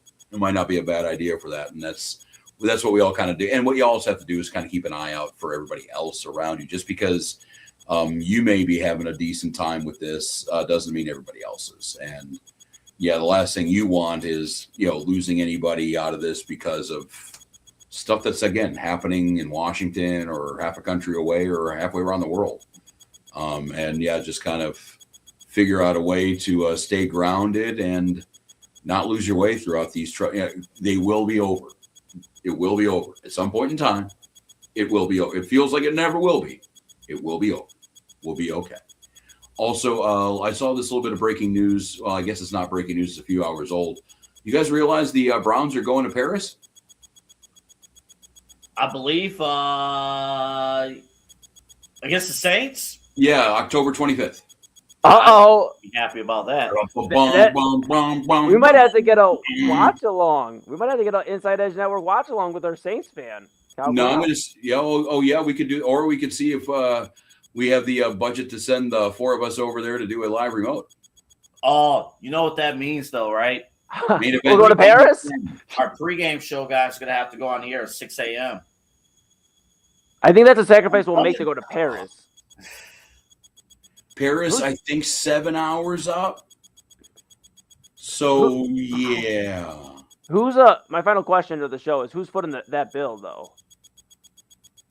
I mean, log off the stream right now. Clay is the program director, so I think he would be much more equipped to answer that question. I'm talent, so I can write checks my ass can't cash. That's what Moon. That's what our jobs are. Double A. His job is to tell us that we're stupid and the idea that we have is not actually viable in real life. So, give us the itinerary, or just give us the itinerary for Paris. I'm fine with it. Bye, Double A. All right. Double A, happy birthday. Okay. I didn't know if you just got the hell out of here. Happy birthday on that note, Double A. That would have been perfect just to exit. I'm sorry. Foot the bill. Nah. Well, I mean, we could talk to Peter. Uh-huh. Okay, that was a very warm response there. Okay, cool. No, you can talk to Pete. You can talk to Pete. Yeah, we can talk to Pete. And we're going to lose that conversation real quick. But for everybody here on camera, again, happy birthday, Double A. We have Eli Moon. I am Rob Rozycki. It was 1 o'clock. It was 1:15. Then it was 1:30. And now it is 1:53. We are finally signing off. Thank you to the 117 souls that have stuck with us throughout this entire process. We could not do it without you. Again, for everybody here, Eli Moon, Anthony Alford, I am Rob Rozycki. This is the main event on the Inside Edge Podcasting Network. We'll see you next week.